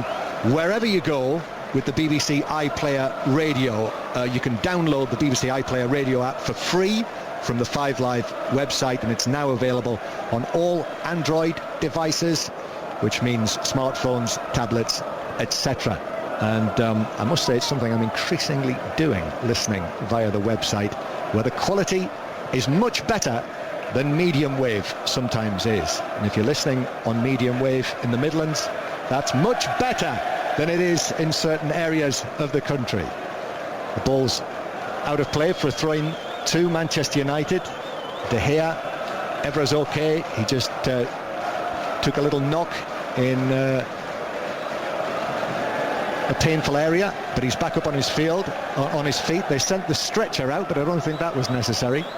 Manchester United have still just made the 3 substitutions, haven't they? Am I right there? Zaha, Giggs and Raphael. Right, yeah. Yeah, so still plenty of changes that David Moyes can make if he wants to in the last 15 minutes of the game.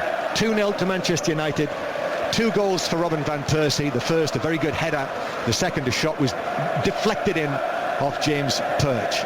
and Kevin Kilbane has already ruled on that and given it to him as opposed to a perch own goal. And I think I'd go along with you, Kevin. Yeah, I think it was. I'm sure James Perch wouldn't want it as an own goal. No. Ball played over the top for United. Valencia's after it. Valencia measures the cross. It was a deep one towards the far side of the penalty area. Cleverly is off after it. He's been bright this afternoon. Tom Cleverly, and now Welbeck back towards Anderson, who finds himself closed down by Roger Espinosa. So Carrick flicks a pass out towards this near side towards Jones, and then Valencia towards Carrick, and now Manchester United in possession inside the Wigan half with 10 players behind the ball, the Championship side. The attendance is 80,235, and as we've said, upwards of 40,000 of them are Manchester United supporters. They say that's the biggest following that any club side has had in this stadium since it was reopened. Now McCann plays the ball forward for Wigan, but that's asking an awful lot of Fortune, and Nemanja Vidic will take possession for Manchester United. In fact, he's been closed down by Fortune, who just gets a toe to it to put it behind for a goal kick. So just less than 15 minutes to play, and Manchester United winning 2-0, Kevin Kilbane. Well, they are cruising at the moment. They're passing it around at will, and it's difficult for, mentioned before, Wigan to get near them, certainly in the last 10 or 15 minutes since that second Manchester United goal. But it'll certainly be a pleasing workout for David Moyes, whereas Owen Coyle will probably look at the players he's brought into the fold today, brought them back in. So I think there's so much positives probably from both sides. I think United, especially under David Moyes, he'll be very happy to get the occasion out of the way and get the victory under his belt if he can hold on. 2-0, and here are Wigan back with it with McCarthy. Then it comes back to Barnett, and Wigan have to go all the way back to goalkeeper Carson. Van Persie is buzzing around there, so Carson, yellow shirted, clears it right-footed out towards the far side where Evra heads it back for United. And now the ball has been won from Boyce by Welbeck, but just a little clumsily Welbeck is picked up for a foul on Boyce, so it's a free kick to Wigan Athletic. It's a very summertime sort of feel around Wembley today, as you will be able to tell from the crowd figure of just over 80,000. It's not full, but not too far off it, but quite a friendly, pleasant atmosphere around the ground this afternoon in these warm temperatures. Jones is fouled, so Manchester United free kick in the central third, played over the top by Anderson. Van Persie after it, but it bounces through, sort of skids through to Scott Carson, the goalkeeper. Yeah, brilliant ball by Carrick, played forward initially as well. Good movement by Anderson, just couldn't find the path through to Van Persie. Oh, Perch is in danger of losing it in front of his own penalty area here, but was able to recover and poke it back to Carson. Now Craney long and forward towards Fortune, who is beaten very easily in the air by Vidic. Headed forward though by Gomez towards Fortune. Espinosa making a run, but it runs through into the penalty area for De Gea to pick up. He's had a very straightforward afternoon, Manchester United's young goalkeeper, still just 22 years old, by the way. And there's been another try in Hull. Dave Woods. It's now Hulkingston Rovers 8, Hull 18. Richard Whiting with an interception 5 yards from his own line. He's a lot of things, but he's not quick, so good for him that Jamie Shaw was there in support, the young fullback who's gone the distance. And Hull are going to get another try here as well, underneath the sticks for another try for Joe Arundel. They're taking this game by the scruff of the neck in the last few minutes. Arundel with a third of the half for Hull. They now lead by 22 points to 8. Manchester United had a sniff of a third goal here. Van Persie had a sniff of a third goal as well. Evra speeding away down the left-hand side, pulled the ball across. Van Persie was lurking, but it was just hooked away for Wigan. Manchester United with it though. Anderson plays it square. Just over 10 minutes to play. Then we'll be straight to Moscow for a big night at the World Athletics. Now Van Persie just inside the penalty area, steers it all behind Evra, who couldn't keep it in, so it's out of play for a throw into Wigan. Kevin. Yeah, it was another break from United. Just talking about the really good run by Evra again down the left side, trying to play it in, but Leon Barnett did really well to track Van Persie into the box and made a really good challenge to clear the danger. But again, there's so many signs there for United through this second half that they can break at will, but they just seem to be playing at a bit of a leisurely pace right now, just with the heat that's probably going around them, giving the players a break. I'll get you another update on the England score in a moment or two. And I'd just point out as well, it could be really worthwhile listening to the final round of the US PGA on 5 Live this evening with our team at Oak Hill from 9 o'clock with Lee Westwood and Rory McIlroy. 6 shots off the lead, which was where Phil Mickelson was going into the final round of the Open Championship last month, I seem to remember. Manchester United with the ball in the central third, so we'll head to Pat Murphy at the test. Peterson's on 29, Bell on 37. We're coming up to tea now. This may well be the last over bowled by Peter Siddle. Ryan Harris has all 3 wickets. Cook for 22, Root for 2, Trott for 23. At 115 for 3, England's lead is 83. Thank you, Pat. And the soporific nature here at Wembley is underlined by the fact that we had an attempt at a Mexican wave around the ground and no sign of Javier Hernandez. Ball played forward for Manchester United by Carrick, but he's got too much on that and it's through into the arms of Scott Carson. Again, it's wonderful movement by Van Persie. Just comes in short as if he's going to have it to feet and then spins immediately in behind Leon Barnett there. It's great play from him. And we are going to see Shinji Kagawa come on for Manchester United.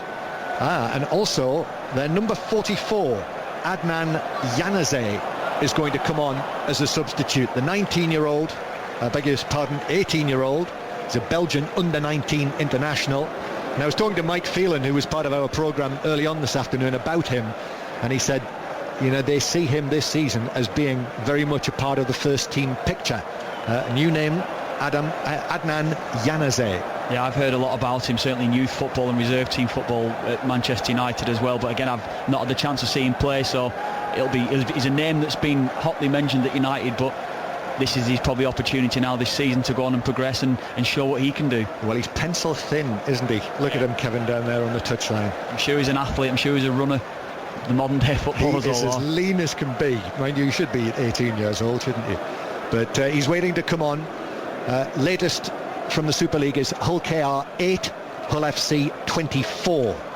Wigan Athletic 2-0 down here in the Community Shield on BBC 5 Live. Here's Jody Gomez, who swings a left-footed pass straight at Danny Welbeck. So Manchester United are going to be off with Wigan players committed upfield. Anderson just got the ball caught up underneath his feet, and as he did so was fouled. So it's a free kick to Manchester United in the centre circle.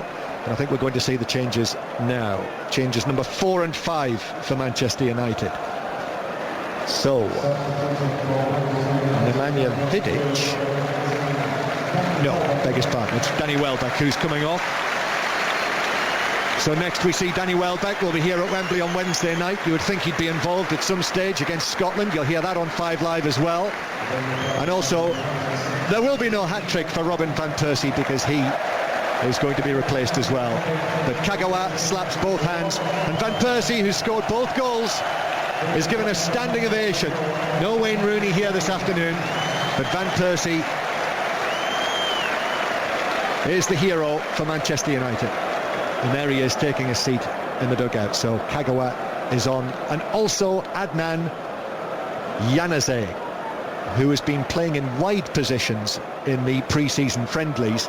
But I'm told, well, Mike Phelan told me that his position of preference would be off the striker, so playing in a central position.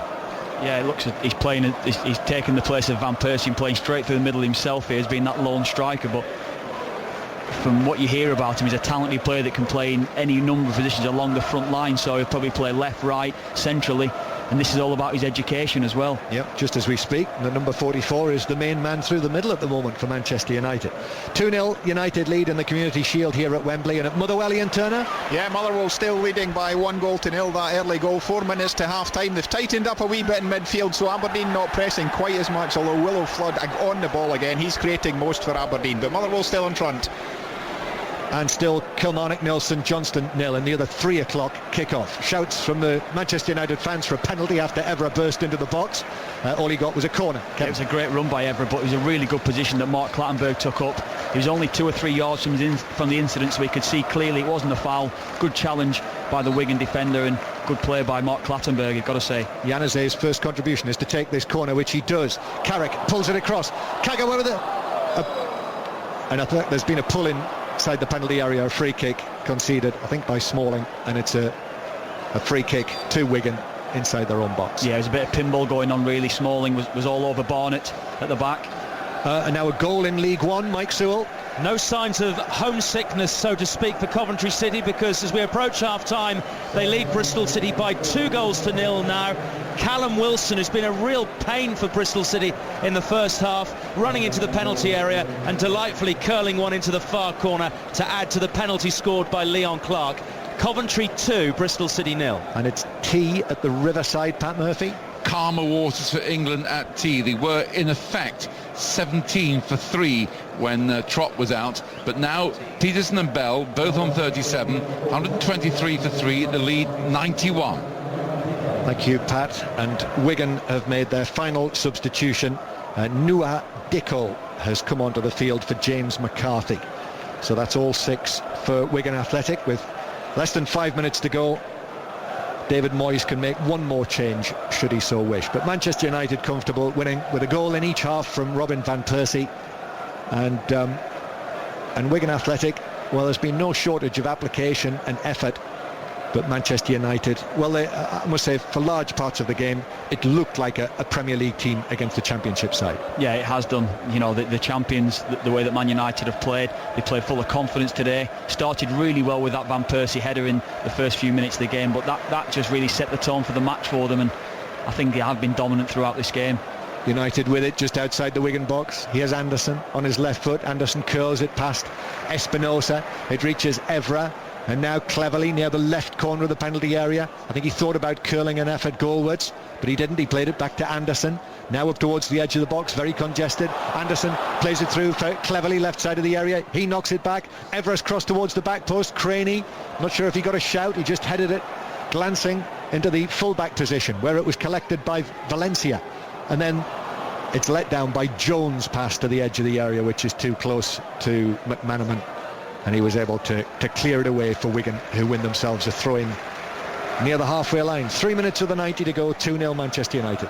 Yeah, again, Manchester United dominant, aren't they, really? In the substitutions have just given them a little bit of a fresh input up, really, and the way they've gone through this second half, they've played really well. They have, certainly since that second goal, but it's just allowed them with the substitutions now to bring a bit of freshness to the team. Another try at Hull, Dave Woods. 15 minutes to play, it's back in the boil again. Adam Walker for Hull Kingston Rovers has just dragged himself over. Dobson has kicked the goal. It's Hull Kingston Rovers 14, Hull 24. Wigan Athletic win themselves a throw-in near the corner flag. Community Shield almost in the hands of Manchester United and David Moyes. But Wigan take this throw, and Chris McCann tries to guide it towards McManaman, but it breaks down and Manchester United played away. Oh, Espinosa has just come in there and caught cleverly, just a little over exuberant as much as anything else. He's okay cleverly, I think, and it's a yellow card for Espinosa. And there's another goal in the Coventry-Bristol City game. Mike Sewell. Well, there's joy abounding here at Sixfields, because it's Coventry 3, Bristol City 0. Billy Daniels heading in from a cross by Frank Musa. It's all going well here for Coventry. They lead 3-0 as we approach half-time. And Espinosa just came in at pace and just caught cleverly there, didn't he? But I think he's okay. Yeah, it was a yellow card again. Mark Clattenburg right on the case and just give Espinosa the yellow card. There was one straight after as well. I think it was James Perch. Another challenge in Anderson, it might have been, it could have been construed as a yellow card as well, and immediately after that, but Mark Clattenburg just decided to give the yellow card to Espinosa. Carrick, high long ball over the top. This is for Yanazé to chase, and well, the ball was bouncing and he hooked one of those pipe cleaner legs up just at the point that Barnett came in, and he caught Barnett round about the Barnett, and it's a free kick for the high foot by Yanazé. But I think Barnett is going to be okay. Yeah, it was brave defending by Barnett. Good skill that was in the corner there by... How do you pronounce that again, John? Yanazé. Yanazé, I'll have to get that one. Yes. Well, it's early days. That's how it is at the start of the new season, coping with all sorts of new names. Did you see on the big screen who was named as man of the match there, by the way? Because I did. Who do you think it was? Man of the match today's got to be Robin van Persie, hasn't it? No, Michael Carrick. Really? Yeah. Yeah. Which that's hence the reason I asked the question. I thought Van Persie would get it, but no, Michael Carrick's been given the award. I don't know who it is who has judged that, but that's what they've done. 2-0 Manchester United, and the 90 minutes are almost up. Free kick to Wigan. Gomez. Oh, that's poor. And it's headed away on the edge of the box quite easily by whoever named him the man of the match. Carrick. Wigan, as Michael Oliver, the fourth official, shows us that we'll be 4 minutes of added time with all the substitutions. I'm not surprised. And now it's Anderson who breaks away for Manchester United, but passes the ball straight at Emerson Boyce. Runs into the centre circle where Tom Cleverley fouls Jody Gomez, and it's a free kick to Wigan on the halfway line. And a yellow card for Cleverley for that. Again, it looked a bit of a coming together, didn't it? There's not too much Cleverley could have done there. I mean, with him booking Espinosa only a minute or so ago, he decided that Cleverley should be given the same treatment. 2-0 Manchester United, so a very creditable win for United it's going to be. He's been able to forget about Wayne Rooney for an hour and a half, but he'll be coming here into the media centre and also speaking to us, David Moyes. We've been promised, and of course he'll be asked questions about Wayne Rooney once again, but in Rooney's absence, Van Persie has provided the goals. Wigan winning themselves a corner down the left-hand side though, and Gomez comes across to take this, and Wigan again the same routine inside the box, but it's taken short to Fortune, who is then challenged and the ball bounces out of play off Vidic for another corner to Wigan Athletic. The way to our left, a big area of empty red seats has opened up there. I'm not sure whether some of the Wigan Athletic supporters have had to make their way to public transport to get home from a Sunday at Wembley. Corner is taken short. Craney crosses it towards the penalty spot. It hits Januzaj on the edge of the box and comes back and is then fired away downfield, where it will bounce through to Scott Carson to take quite comfortably. And Espinosa herring around the field, sprints back to take the ball just outside his own box. And now Espinosa carries it towards the halfway line. Espinosa steers it towards the right, where Wigan win themselves a throw-in. And it's back to Dave Woods in Hull again. It's Hulkington Rovers 14, Hull 30 now. So Hull back in control. Richard Whiting scoring the corner. His 200th Super League game as well today. Daniel Holdsworth's ball over the top, loop forward. The locals were apoplectic, the locals in red and white, that is, as opposed to the locals in black and white. It's Hulkington Rovers 14, Hull 30. Thank you. Coventry winning 3-0 against Bristol City at half-time in League One. Motherwell winning 1-0 against Aberdeen at half-time. And still Kilmarnock 0, St Johnstone 0. Manchester United with it on the edge of the Wigan penalty area. Januzaj does well on the left, gets the crossover, but the run towards the near post came from Valencia, and the cross was towards the back post, and Wigan were able to get it away. So Manchester United, once again, I think the game is done now. Manchester United are about to become winners of this distinctive trophy for the 16th time outright. And here they come down the left-hand side, but Emerson Boyce is able just to side-foot it away. And Fortune, Wigan can't pick up the loose ball, so Anderson has got it back. Anderson to Carrick. Carrick passes it through towards the edge of the penalty area. Januzaj missed it. Evra though, and United try again cleverly, but Espinosa steps in. And now Cleverley and Evra have Espinosa all over them. Just got to be careful here, Espinosa, having already been yellow carded. But Evra comes out with the ball and he's off. Espinosa's chasing him, but Evra into the penalty area, goes down, but the ball had already got away from him, I think. It had just been touched away for a corner to Manchester United. Yeah, it was a really good run again. Evra's been very positive in this second half. It was a good challenge there by Chris McCann, just to get a little toe poke on it, to put it out behind for the corner, because I think Evra was away. Corner taken short by Manchester United, who lead 2-0 if you've just joined us. Back heel by Kagawa. Now it's back on the left-hand side with Januzaj, but he won't cross it because the final whistle has gone. And Manchester United, David Moyes' Manchester United, have won the Community Shield. They've beaten Wigan Athletic by 2-0, and in the absence of Wayne Rooney, both goals were scored by Robin van Persie. Kevin Kilbane. Yeah, excellent performance by Manchester United today. Robin van Persie, the real difference in the game, certainly from his finishing prowess today, but United was certainly dominant in possession throughout, dominating Wigan, and Wigan found it difficult to really put David De Gea in the Manchester United goal under any pressure at all throughout. Yep, so David Moyes begins his tenure as Manchester United manager with a trophy in his hands. The Community Shield will be his and Manchester United's after their 2-0 win here at Wembley against Wigan Athletic. His second trophy. Do you know what his first one was? With Preston, wasn't Correct. it? Yeah. Well, what is now the League One yes. title. Makes a difference. He's come a long way, David Moyes. This is what he said to the Press Association a couple of weeks ago. He says, I went to the World Cup in 1998 to try and learn about coaching. I wrote to all of the countries to ask if I could go and watch training.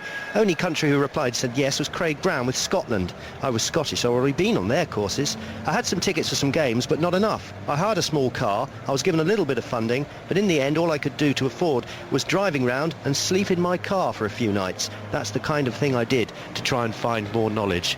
So there you are. There is a man who is completely and utterly dedicated to his cause. What did you make of Manchester United's outing then, Kevin? I think they were dominant. I think they played really well at times. I think Giggs played really well. Van Persie, of course, scoring the 2 goals. He played well. Michael Carrick, man of the match today. Probably wasn't for me, but again, he made Man United tick throughout. So there's so many positives for Manchester United and for David Moyes today. And I mean, it's a start for him. You know, he's got to be challenging this year for the Premier League and for other trophies. We know that, but it certainly relieved a little bit of pressure from his point of view. I must confess, I thought Evra had a great game because he obviously knows all the rumours about Baines coming, and he's given him a surge, hasn't it? Yeah, we were talking about it before, weren't we, Leighton Baines? How, if he went for Leighton Baines, is he going to upset Patrice Evra if the deal couldn't go through? Now, he's got to make sure that deal goes through because Patrice Evra showed today what a quality footballer he is. What about Zaha? What did you make of him? Again, he had moments in the game. Certainly in the first half, he looked bright, he looked bubbly, he looked sharp, he wanted the ball, and you can tell he's confident with his new surroundings. So David Moyes has shown a lot of faith in him by giving him a start today, which is good for his own progression. But again, there wasn't too much that came off for him really, but I think he did look positive and looked comfortable in the team. And the young 18-year-old, the Belgian Adnan Januzaj, who I must admit, I don't know if you noticed, he did exactly the same little rollover step over the ball that Van Persie did, and he kind of looks quite like him from afar, doesn't he? He'll learn a lot from him. Well, I think you find that sometimes in clubs when there's a player with a certain stature and or a same physique as a player, you start to emulate, or you start to look at him constantly in training, watching what he does, and you start to do the similar sort of movements that particular striker does, and you can see definite similarities between him and Van Persie. What do you make of Wigan's performance today? Could you see a different shape? Were they tighter than they normally are, or not? Well, they didn't really get in the game, I've got to say. United started well and really dominated throughout from there, and they didn't really get the chance to impose themselves on Man United, and I thought it'd be a lot closer than it was. I thought Wigan would have had a go. For me, at times, they did look at, certainly in the early stages of the game, they went quite direct into Grant Holt, which is very unusual for what Wigan have done in recent years. The other thing that you notice, and it's always the same with the Community Shield, apart from when Liverpool played Leeds and Bremner and Keegan got sent off, there's very little sort of physicality to the game. No one wants to get injured, and it's pretty understandable at this stage, isn't it? Yeah, of course, and certainly you would have thought Wigan would have been more physical than Man United. You would have thought the United season hasn't started. Wigan have already had that first game last week against Barnsley. Would have been a bit more up and at them, as you could say, I suppose. But United, I think it was very easy for them, certainly through the central areas. Right, Michael Carrick, man of the match, is with Juliet. Yeah, Michael, just taking a bit of sup of water. It's pretty hot out there for you today, wasn't it? Yeah, it was a little bit warm, yeah. It's typical Community Shield, really, this time of year. It always seems to be quite warm when we come here, but yeah, it was good. It was another workout. It's another game for us. We look a lot better today, and it's obviously nice to come here and win. It was, in a way, a performance you were absolutely cruising throughout the whole 90 minutes. I wouldn't know about cruising. I think we were in control of the game, and we always felt we could score, and obviously Robin's got 2 today, and that's what we rely on, really. So it was nice to see the goals go in, but it was nice to keep a clean sheet and a solid team performance. With Robin's goals, the first one was Seat, the second one took a little bit of a wicked deflection, but 2-0, you can't complain at that, can you? Yeah, we take that, of course. As pleasing as it for Robin to get the goals, I think it was important that we didn't concede today, and we looked solid, and as a team we look very good. So yeah, it's another stepping stone towards the season next week. And the season, tough start as well. I mean, it's a tough season for anybody, but for you and the games you've got to start off with. Yeah, it's always tough, obviously we're playing a lot of big teams early on, and we'll have to be ready for that, but you've always got to be ready now. In the past, maybe a few years ago, you could get away with starting a bit slow and catching up, but you can't do that now, because whoever wins the league doesn't lose many games. So we'll be ready for next week and the games ahead. Well, enjoy your trophy presentation. All right, thank you. Cheers. Rated with the man of the match, Michael Carrick. And Kevin Kilbane, it is a very difficult start, and that first game away at Swansea, that's not a particularly easy one to start with, is it? Yeah, Swansea, I watched them the first leg at the Liberty Stadium the other week in Europe. Malmo. Yeah, Malmo, they were outstanding in that game, played really well throughout, so you know, again, they've got a bit of a start on them as well, but I mean, I thought today it would have been a lot closer, certainly with Wigan, so you know, United have put that to bed, so it's going to be a difficult start for them, we know that, because you know, they've got some really good players down there at Swansea, but judging by what United have shown me today, they're certainly ready for the season to start.